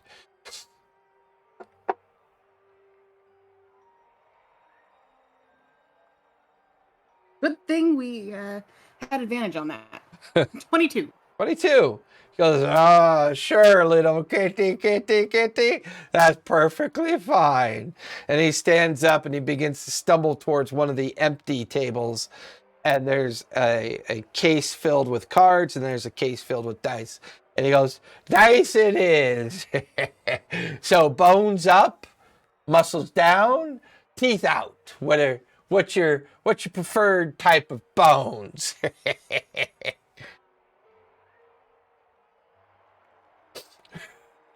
Keep it together. Give it in.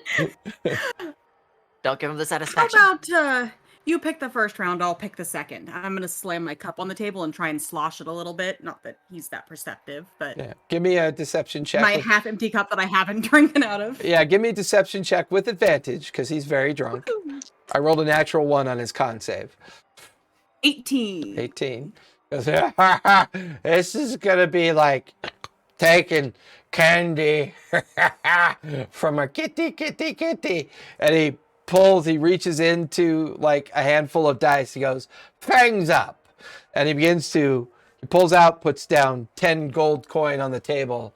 High dice wins, low dice loses. Fangs up. I'm going to intentionally lose the first round. Well, not announcing this to him. Yeah, we'll roll. So I'll sleight of hand it. Yeah. Do you happen to have gambling dice with you that would help you accomplish that? I do. You motherfucker. All right. So And if not, I don't think he's. If I could probably knock a few, but so no, give- I have dice. So give me sleight of hand with advantage as you're going to attempt to lose on purpose. 27. 27. Ah, that was easy. And he pulls the 20 coins back towards him. And he goes, muscles down then, yeah? All right. He pulls out 20 gold coin that he, basically the pile he just won, pushes it back into the center of the table. All or nothing. Muscles down, muscles down. I think 20 gold is an incitement for that. What else do you have? Well, I got coin. What else are you thinking? I mean, are you betting yourself on this? Oh no, you couldn't afford me. Oh, well, that's unfortunate. Hope if I took It enough would of your take gold, you'd be wanting some of it back. It would be it would take a ship or more to afford me. Make a persuasion check with advantage. Hello? I love the advantage for that incredible transition. A sober person would be like, "Hey, fair. That's you're expensive." 24. 24? I've never tried to gamble my ship before. But if I did, what do I get in return? What's your price? Well, kitty, you're my price. If you lose, you become a crew on my ship.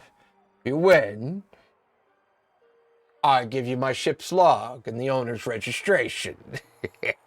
He's just like leering at you. There's a little bit of drool and spittle coming out of his orcish mouth. But you don't the table and I'll give you my mark. You don't get to pick what you do on my crew. I do. I could use a new cabin person.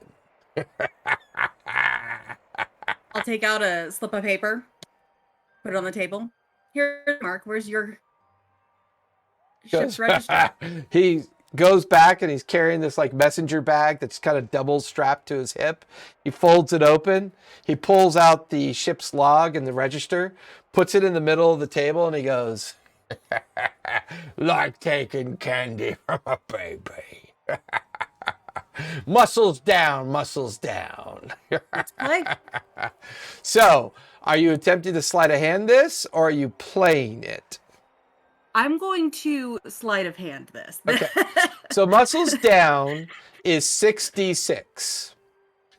Basically, it's a form of card game as dice. So pairs, two pairs, full houses, and you basically roll 6d6. You discard the lowest dice. If you have pairs, full houses, or whatever, you play it out like a sense of poker. A high hand will win muscles down.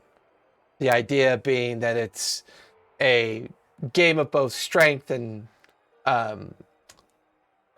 mathematics. The idea that you need to understand what you're capable of rolling. You match dice to dice, and the highest of the set of dice through card-like means determines whether you win or not. Now, for you to pull off I'm going to use everything to my advantage. I'm going to use my cup, slam it on the table, knock the dice a little bit. I'll even lean over his shoulder, knock his dice, move mine. So go ahead and roll 66 really quick. Let's see what you get. Treat each If dice. this goes poorly, I'm just saying we found the guy that we're gonna kill for me. I'm just assuming Gatharn's going to run through again at some point and knock everything over. All right. You said discard the lowest one? Bet I Gatharn's guarantee at the nothing. fighting pits. Gatharn's at the fucking pits. You said to I'm waiting discard the go lowest there die? and find Yeah, him you so I can discard bet the on him. lowest die. Because he's hasted right now. So you discard the lowest die automatically, which will leave 5 of the 6-sided dice left. Yep. And then if you have pairs, 2 pairs, 3 pairs, full house, 4 of a kind, 3 of a kind. Yeah, 3 of a kind. Okay. Now, as you roll that and you slosh your cup and he begins to like get his dice ready to throw, you see an opportunity to swap out one of those dice and make it 4 of a kind. And you know this is a particularly high result. So go ahead and give me sleight of hand with advantage. He's drunk, and your rolls have been very well so far. You're doing a good job at this point. I remember what I had. Sleight of hand with advantage. 18 plus 8, 26. 26. Let's see if he's got disadvantage, but I'm going to give him a chance. I rolled a natural 20 for his insight check, but he's at disadvantage, so I rolled a natural 11 plus 2, so it's 13. He can't beat your sleight of hand. You now have 4 of a kind, and he throws his dice at the same time noticing you're 4 of a kind. And in just for a moment, there's a bit of sobriety there, a bit of panic, a bit of unsureness. And he throws the bones down, and you watch as a 4, a 2, a 4, a 4, a 1, and a 1 show up. He discards one of the 1, and he looks at your dice, looks at his dice.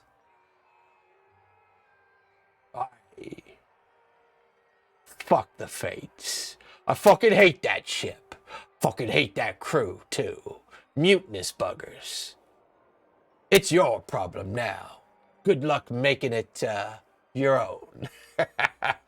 And he stands up away from the table, finishes whatever bottle of whatever he's drinking, and he slams it onto the ground. And for just a moment, there's a few people that look at him with caution and concern. Out of the corner of your eye, because you are sober, you watch as a couple of the Tharivol patrols kind of stare at him for just a moment. Because up to this point, most people seem to be behaving themselves. He kind of looks around, vomits a little bit onto the ground, and begins to just bellow out into the crowd. Do you think this fucking place cares about us? They fucking I'll just chew. slide the rest of my cup to him and as he's giving his speech. Yeah.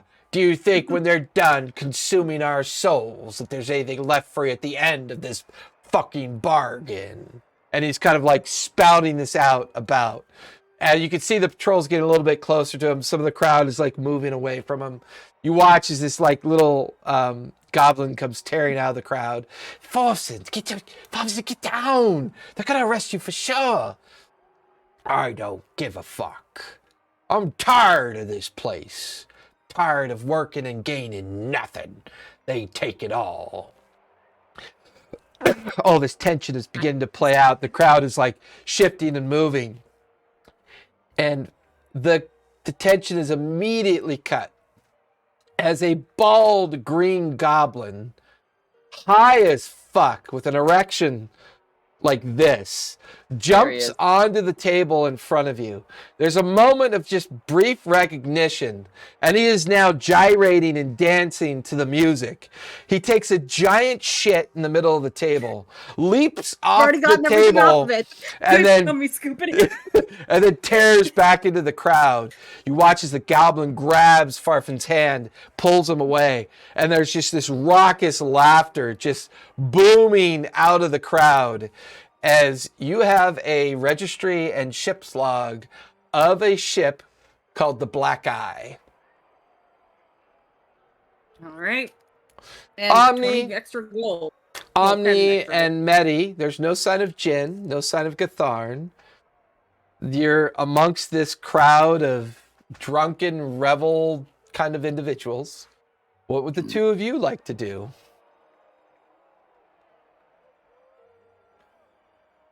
Well, we have a bunch of drugs, but kind of like to play some cards. I'm sure we'll find Gatharn in the fighting pits at some point, and we'd definitely like to put a wager on him. Or, you know, if it might be a little fun to jump in as well.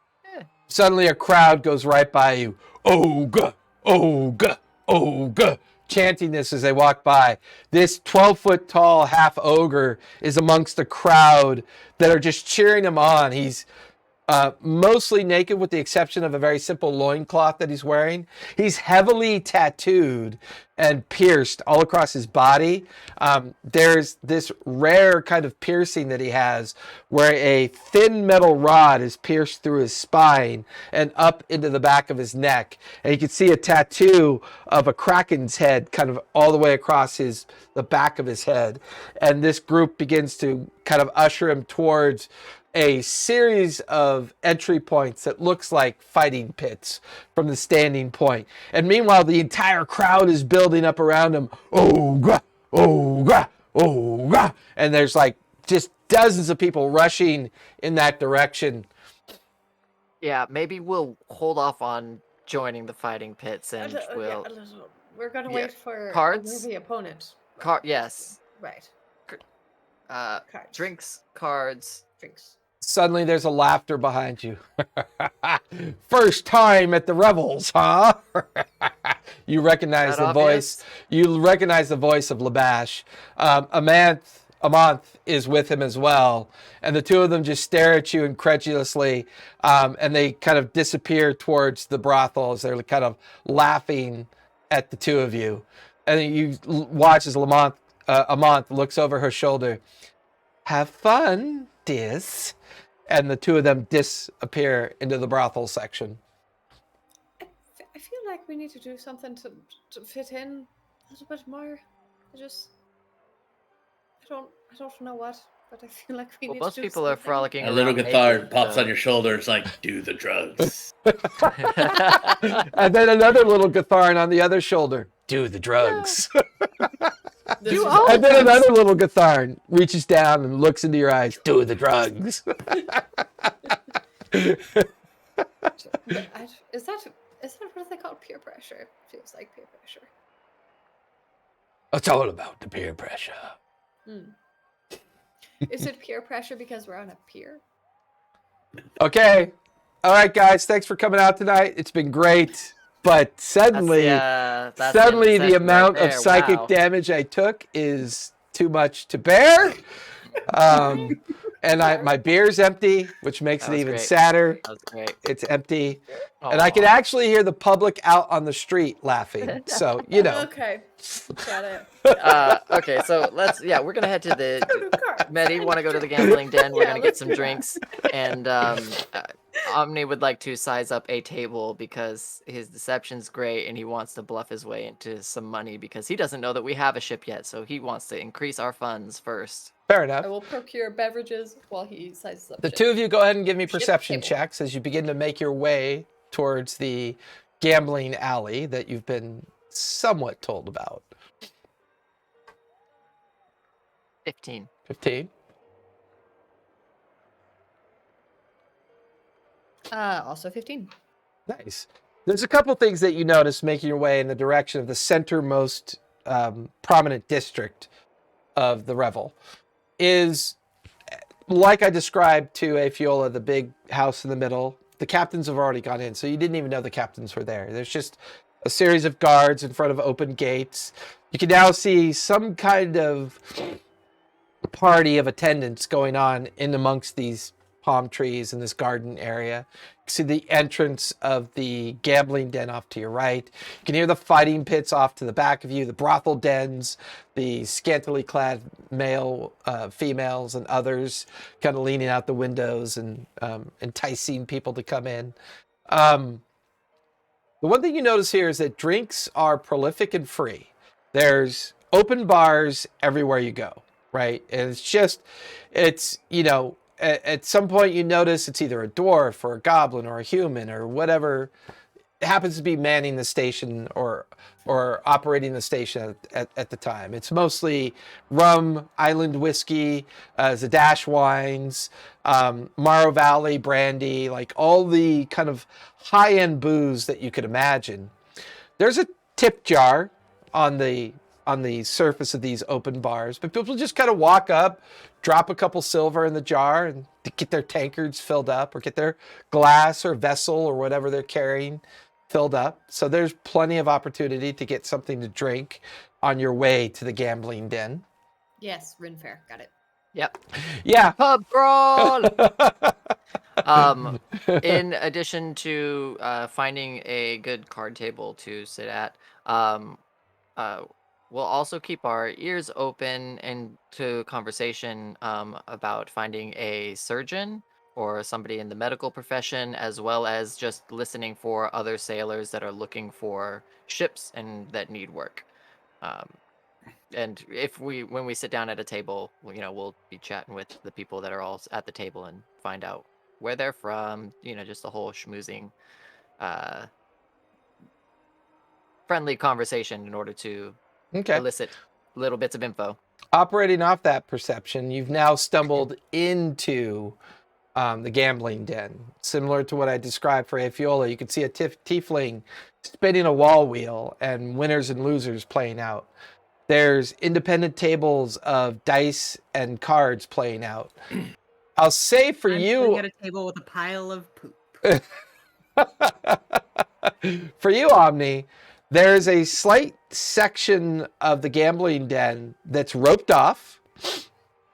You can see at least 3 tables on a platform, and there are people there gambling, but there seems to be only cards. And there seems the highest rolling poker table. Yeah, basically. and there's either the immediate sign of bodyguard type people near the section, and there seems to be dealers at each one of the tables. It seems to be a bit more hoity-toity, a little bit more controlled, a little bit more high-end than the rest of the kind of raucous crowd of gambling around you. And since you and Medi are kind of side by side at this point, first of all, do you take any drinks? Yes, but also I feel like I should have to attempt to deceive because I'm doing my darndest to look like a person that knows what it's like to chill and be part of a crowd. Yeah, you can give me a deception check to see how well you're pulling that off. Okay. See if you're just straight up awkward or Yeah, slick as shit. I'm a guy. You know? You're like, this is doing like the this is a Madonna that I've thing. done. With my flat deception, that's a 9. Yeah, you're as awkward as fuck, but you're convinced that you look cool.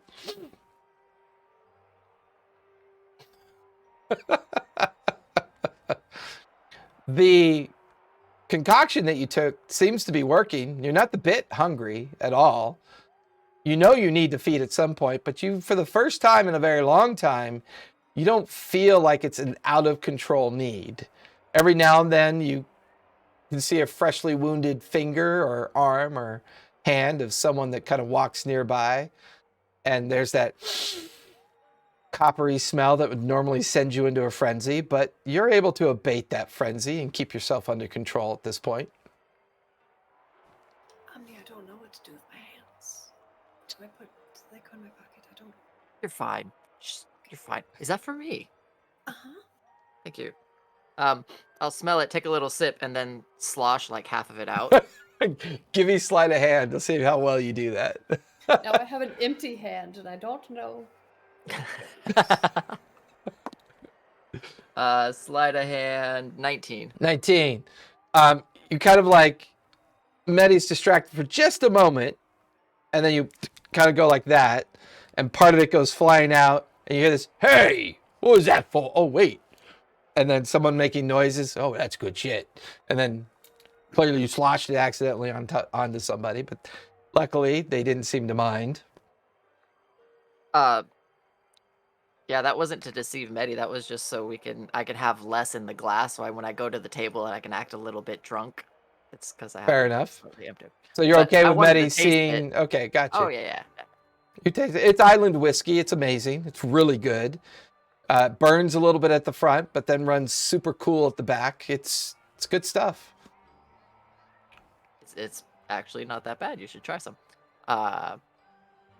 It's That's have just to like hold it with- awkwardly holding her glass, looking from one side to hand, side. pinky out, pinky out. Yeah, one hand. Put the other one in your. Do you have a vest, like a vest pocket? Yeah. Just, Gatharin, and go then- ahead and give me a con save with disadvantage, please. Actually, if just act like my muscle.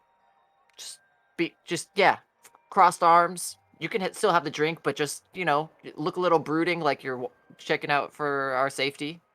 Still with the drink. Yeah. Pinky out, pinky out. Yes, class. There we go. See, you look good. You look very comfortable, very natural. So I rolled a nat 20 The least natural I've ever felt in my entire life. Thank you. because great. that's how it always goes when you do disadvantage. So of course there's the nat 20. But my con save is still 19. Nice.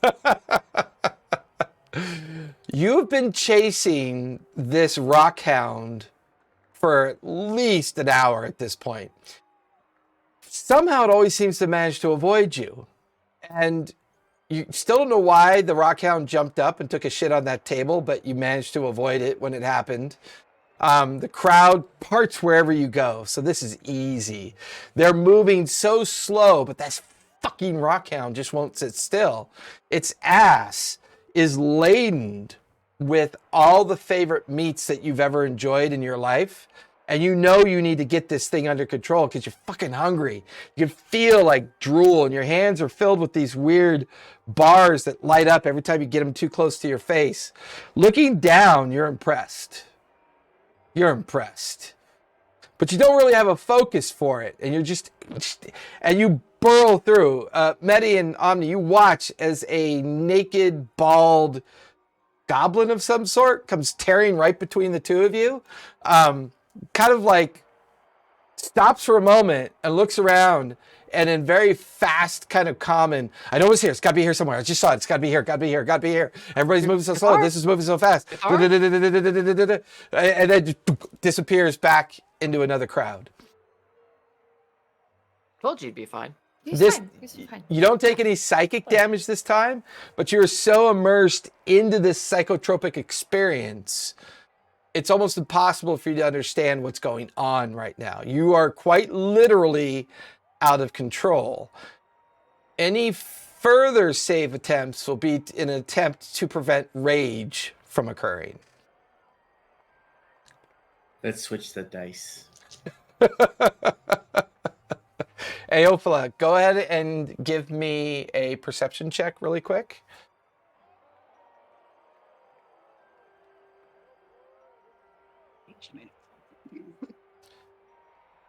$18. Okay. Omni, you're heading for the high-end table at this point with your drink in hand. Medi, what are you doing?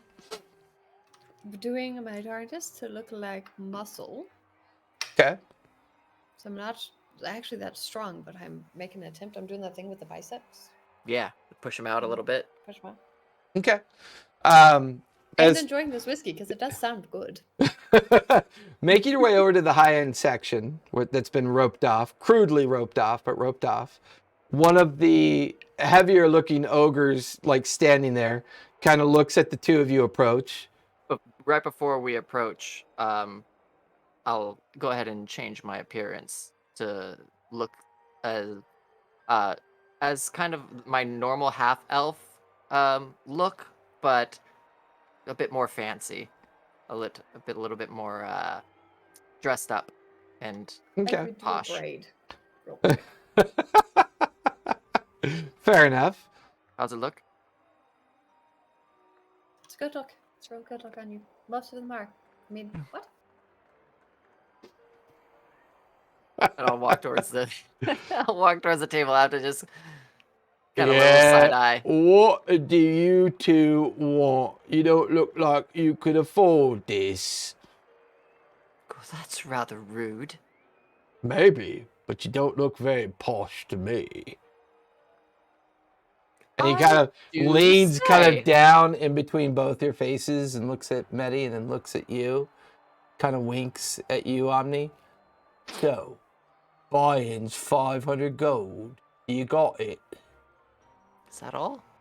Oh, I thought this was the high rollers table. Well then, Governor, please, you and your mistress feel free to come in and spend your monies all you want. And he like uncoils the rope off of the pole and kind of smirking to himself. And Just so you know, yeah, she's not my mistress. well, yeah, you're And she supposed would to say, destroy you with the snap of a finger. oh, Just well. a little It- respect. In this town, that could mean a couple things. And he like puts the rope down behind you as the two of you walk into this space. There's a chair available at the third table. There is a tiefling that's currently gambling or dealing cards. There's a variety of maybe 3 or 4 individuals. The fifth chair is currently empty. It would appear that the dealer just took the table itself as a rather large pile of coin gets pulled back in the direction of the tiefling.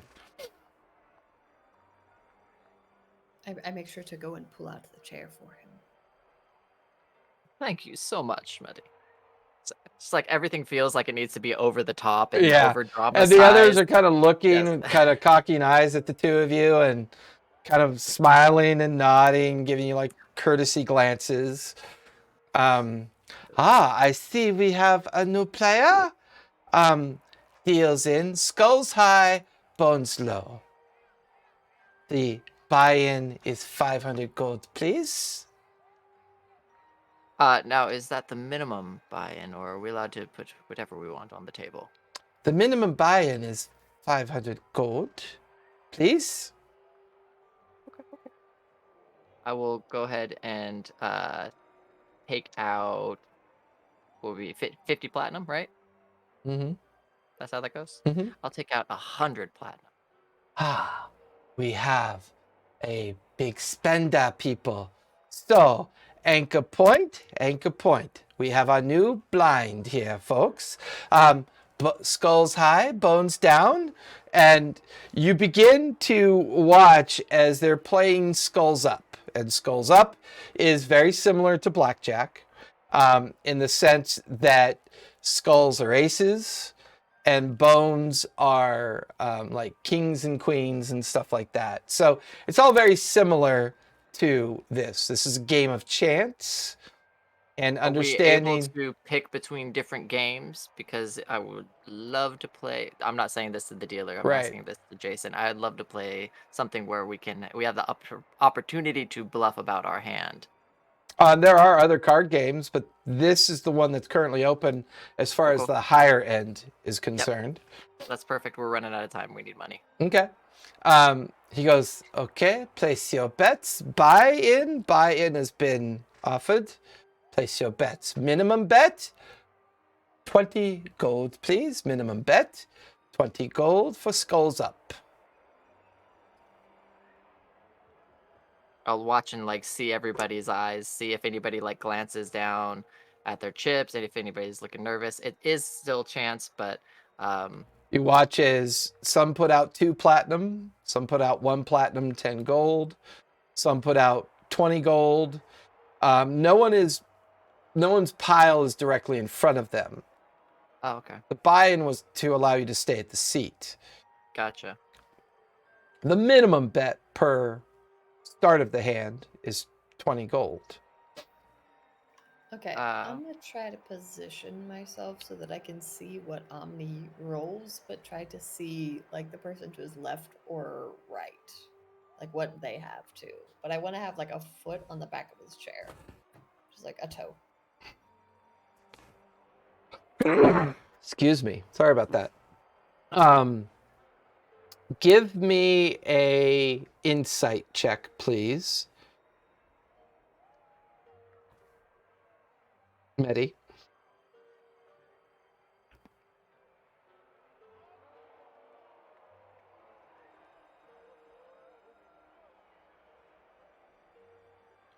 Uh, 19. Please do not stand directly behind. You may. I'm sorry, I don't know your name, sir, but your friend cannot stand behind you. It is against the rules. Oh, we do apologize. Different casinos, different rules. We're not sure what's. Noted. Medi, if you wouldn't mind taking a step back, please. I take like the biggest over dramatic, like I'm so sorry, bow, and take a step back. And as you take a step back, there's like an orc right alongside you, kind of wearing very nice leathers, and goes, "Nice try. I tried that too." And then you watch as another human to That's your not what I'm left, talking about. another human to your left goes, "Yeah, they always make us step away from the table." And the three of you are like 10 feet, 10 feet further back. It's much more difficult, almost impossible to see what the other hands are at this point. Skulls up, all bets out. The tiefling begins to shuffle and does lots of things with its hands. There's spark and arcane energy that kind of goes back and forth as the cards go back and forth, and then begins to Omni, in front of you is a skull that is up and a 6 of bones that is down that you're able to see. Hits. Round of bets. And you watch as the dealer places a 7 of bones and an 8 of bones in front of themselves. Gonna go ahead and stay at the 16. Dealer stays. Pushed on the crowd. Push. And you watch as the others just kind of murmur and kind of throw their cards back at the dealer. Finna, newcomer, winner. And pushes 20 or 2 platinum towards you, as your pile is now 4 platinum. Betty, this might take a while. We might have to up the ante a bit. I mean, that's what I expected. We're here to win. We're here to play seriously. So. Okay. Fair point. We'll go for one more round, and Omni will bet quite substantially more. The second round of bet will put out 10 platinum. Bets up. Dealer matches, bones up, bones down, and begins to deal. You get 2 skulls, Omni. I'm going to split them. Okay. Split pile, split bones. We have you watch as, people throw their cards and fold. It's just you and the dealer. Split bones. Down and down. Holy shit. I'm really glad that you know what you're doing, for the record. You get a 10 of bones on each one. The dealer's cards are a 9 of bones and a 2 of bones. The dealer then pulls an 8 of bones.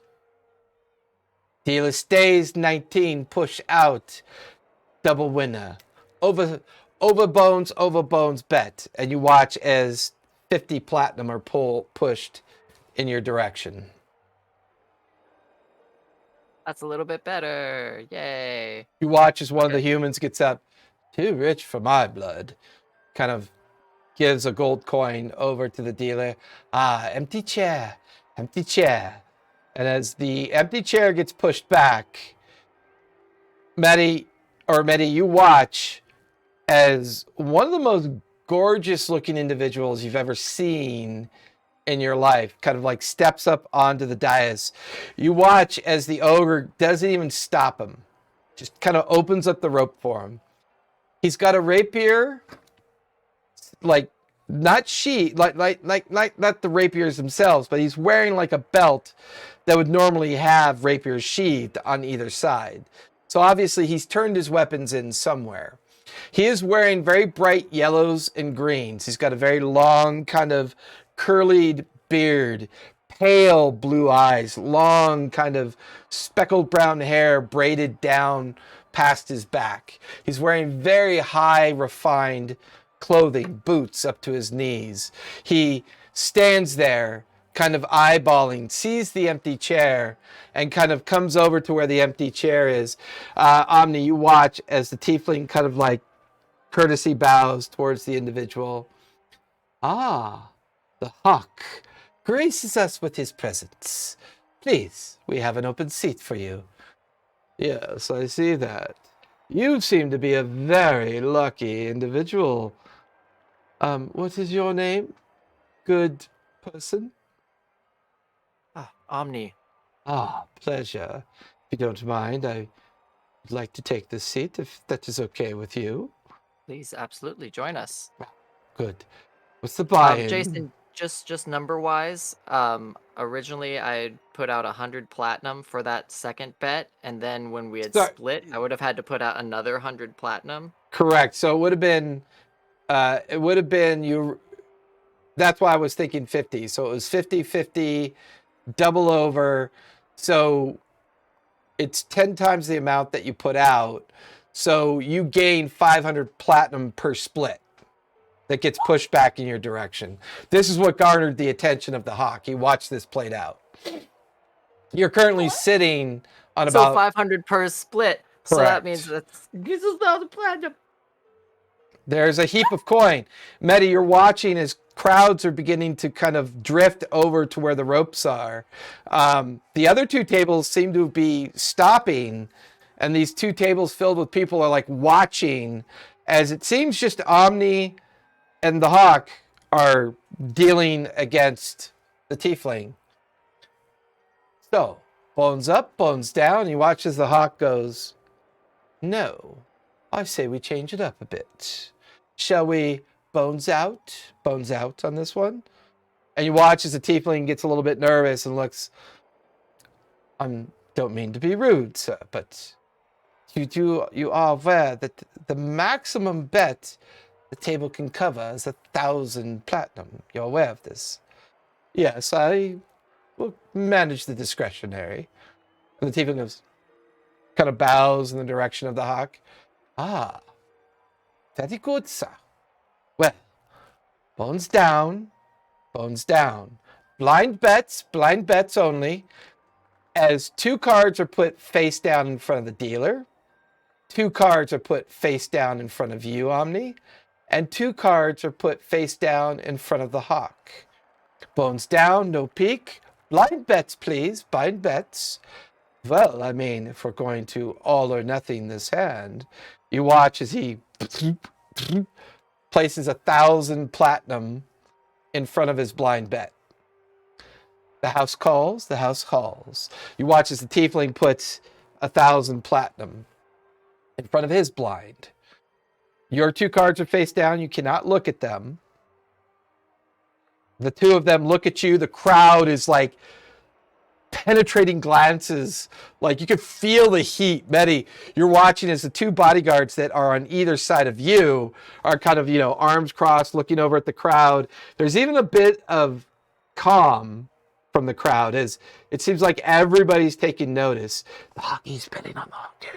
Like, holy shit, that's 1,000 platinum. That's gonna be like 6,000 platinum if they win.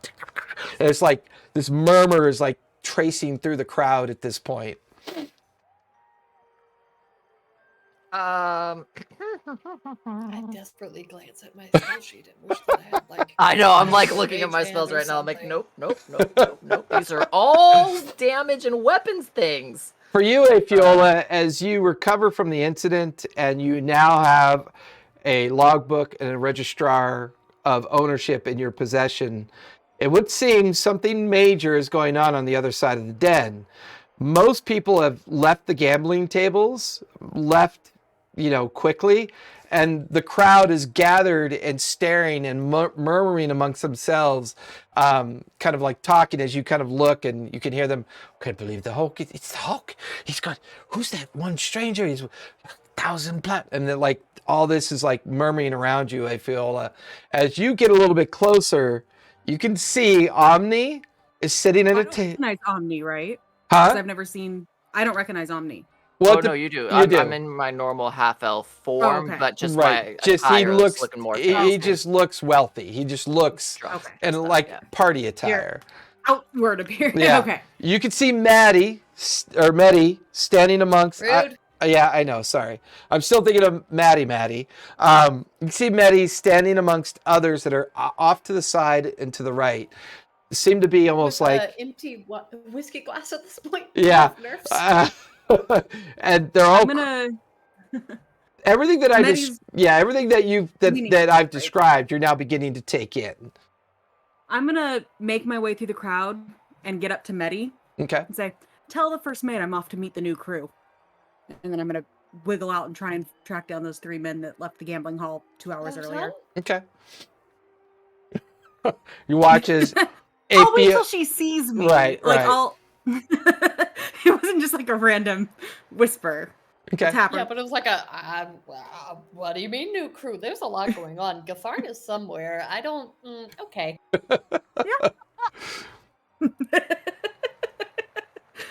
And I'm gonna see Okay. if I either hear anybody else talking about their former captain since he gave up his ship, or find the 3 men that I saw earlier. Afiel is on mission. She is like, she's got a job. She's executing every part flawlessly. She's like, I'm going to get a promotion. Captain's really going to like this. And Omni's over here just like, all right, so we can get our own ship, guys. I was told to get a ship.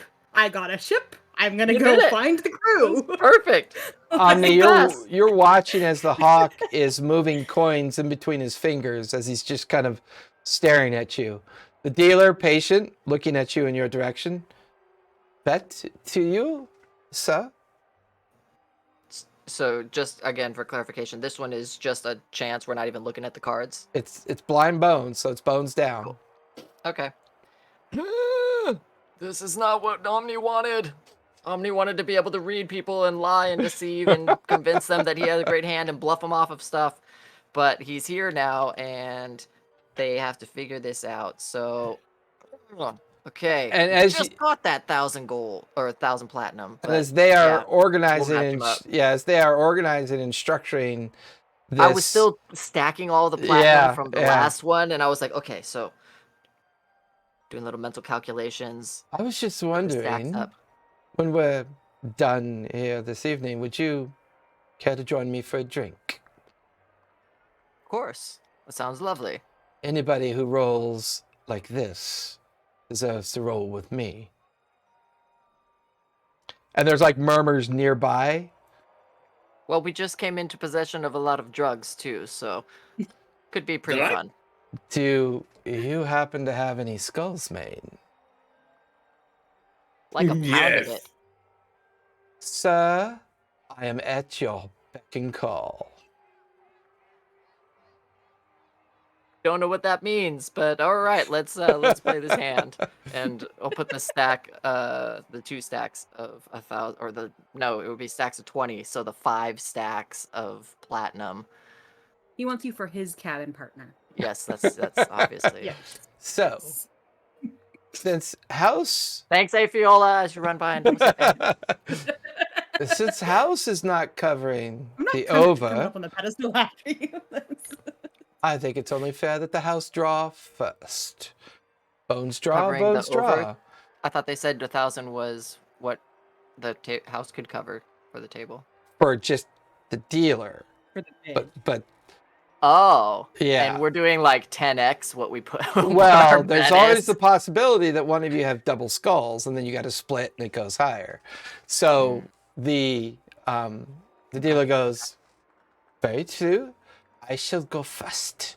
And you watch the dealer as he pulls both cards over. It's a 10 of bones and a 9 of bones. Dealer looks at the blind and looks at the two of you. House stays. No bones, no bones. House stays. The hawk looks over at you, Omni. Oh, by all means, please, if you would, do me this pleasure. About 1 each. Just trying to build the Ooh. suspension of like the performance of it all. Ooh, I like that. So sure. I'll pick up 1 and I'll let it fall. Yeah, he picks up one revealing right at the same time. a- You both pull skulls. Of course. Of course.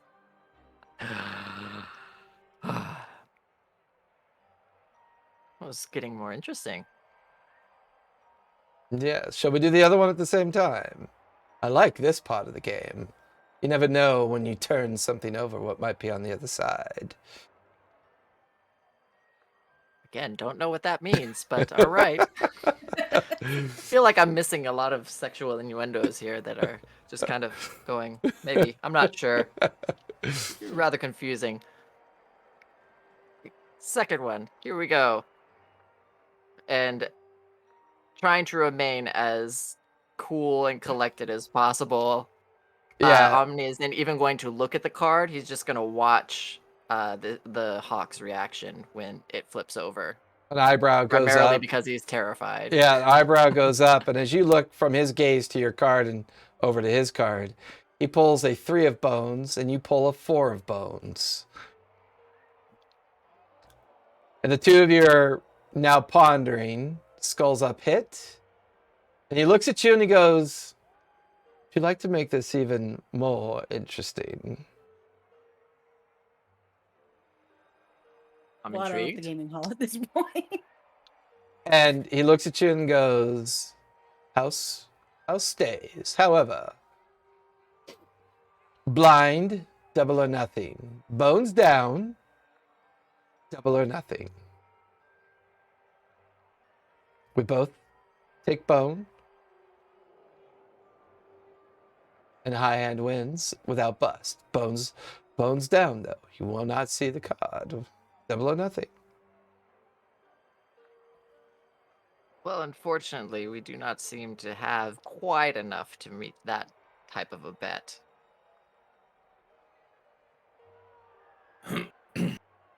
And we are but humble privateers, are we not?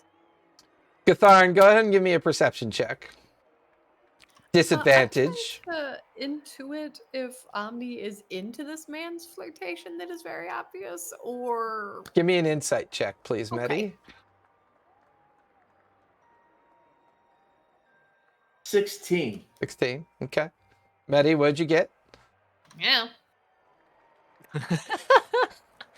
Meow. Medi got really distracted by how attractive this man is. One could say that I'm distracted in multiple capacities by the level of that is at this table right now. 9. 9.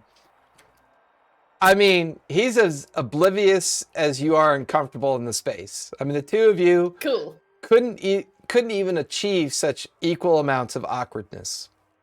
Omni, it occurs to you that you still have Gatharn's pants. You also have Gatharn's inventory. Just coins. That would be a horrible breach of trust.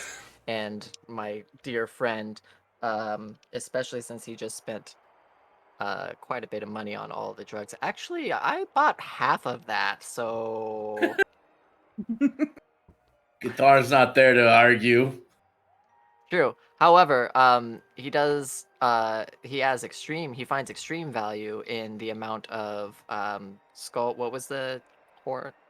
Not the Skullbane? skull Skull one or the mace. horn one? Skull mace. Skull mace. Which we have basically a pound of. You just had a little bit that you had. I just took a little, just a bitty. So, seeing as personally I'm coming up short for the doubling of this type of bet, the only thing that I believe I would have to offer you that you might be interested in would be about a pound of this horn's breath stuff that you were looking at. Yeah, skull mace. That horn's breath. It's the same thing. Skull mace. That. Pretty sure horn's breath is something different. Sure. We have all of it. We have lots of things. Apparently, all we need is a little duster and to be creepily and never mind. Just goes over your different conversation. Does this interest you at all? Absolutely. So we'll just call it an even swap double, and we'll just. Fair enough. I like this idea. Okay. All right. Okay. Now I'm gambling and drug dealing at the same time. Dealer Sorry, Mom. stays. Not Dealer really. stays. Drug trading. Players blind bones down. Blind Artery. bones down. And you watch as Drug a card. card, another card. The hawk just sits there casually staring at you. What is your name, by the way? I know they call you the Hawk, but Is there a need for another name? I mean, face it, they call you the Hawk. It's got to be cool. There's no denying that. I'm just curious to what your true name is. My name is Hawthorne. Hawthorne Brayburn. Just checking, just in case I happen to lose this hand, I'm gonna need to remember that name. Assuming it's my real name. There. I mean, we all Assuming have this is reasons. my real face. Well, yes. I mean, we all have reasons to lie and say things that we want to say, like getting to know people that we want to get to know. Or You know what? Just say what you need to say. Because getting to know you, getting to know all about you, that's what I want. Give me persuasion with advantage, because you're hitting Yeah! all cylinders with this guy. Yeah! Yeah? With the song lyrics? Persuasion. Gosh, yes. 25. 25. He looks back at you, raises an eyebrow. Well, one could most certainly get lost on a place like this. But for now, let's resolve this particular situation and then discuss things after the fact. Because and he picks up his card and he throws it down and you stare at it. Your eyes go wide. And that's where we're going to finish tonight, folks. We will see you next Sunday as we resolve and try to figure out what card was just pulled. Yeah, it's almost 10 o'clock or 9 o'clock. It's been almost 3 hours. It's a bone. It's a face card. But it's going to be great because I did a whole bunch of rolls for this, so it's going to be interesting to see how this plays out. But hey, everybody. I'm just sitting here like, do I need to Eldritch Blast like his chair and like form off balance? Like, what am I doing? Well, I like how Gatharn is in a psychotropic haze running naked with a hard erection around the Revels. We've got Afiola that's acquired a ship and is now looking for the drunken crew. Doing great. Right? There's still no sign of Jin, so God knows where he's gone. And then Omni and Medi are like in the highest stakes of Bones game that's ever been played at a table. And the entire crowd knows it and is very much aware of Omni at this point. So, hey everybody, thank you for coming out tonight. We appreciate it. Everything you need to know about us is down below. If you want to join our Discord, it is down there in the link or down there in the About Us. We're giving away dice. We're giving away miniatures on our Discord. We're also playing lots and lots of games, so pop on over. Feel free to watch on our Discord. Come and run your own game if you'd like. If you don't want to take on the headaches and nightmare of running your own Discord, we can help you with that. It's not a big deal. But everything you need to know about our family creators down below. We will be back here with this group next Sunday at 6 o'clock, and we will see if Omni is poor, if Gatharn is sober, if Afiola, finds the missing crew, and whether or not Medi has any clue how to stand amongst a crowd of revelers without looking awkward as fuck. Nope. Spoiler alert. You know the answer. So with that, join our Discord. Come on over, have some chats with us. Watch our other shows. We will be back tomorrow night for Faerun Reborn as we introduce a new player for that game as well. It should be quite interesting to say the least. But hey, as I always say, be safe, be kind, and whatever you do, play a game, because playing games are fun. It's important. Good night, everybody. Thank you. Bye. Night.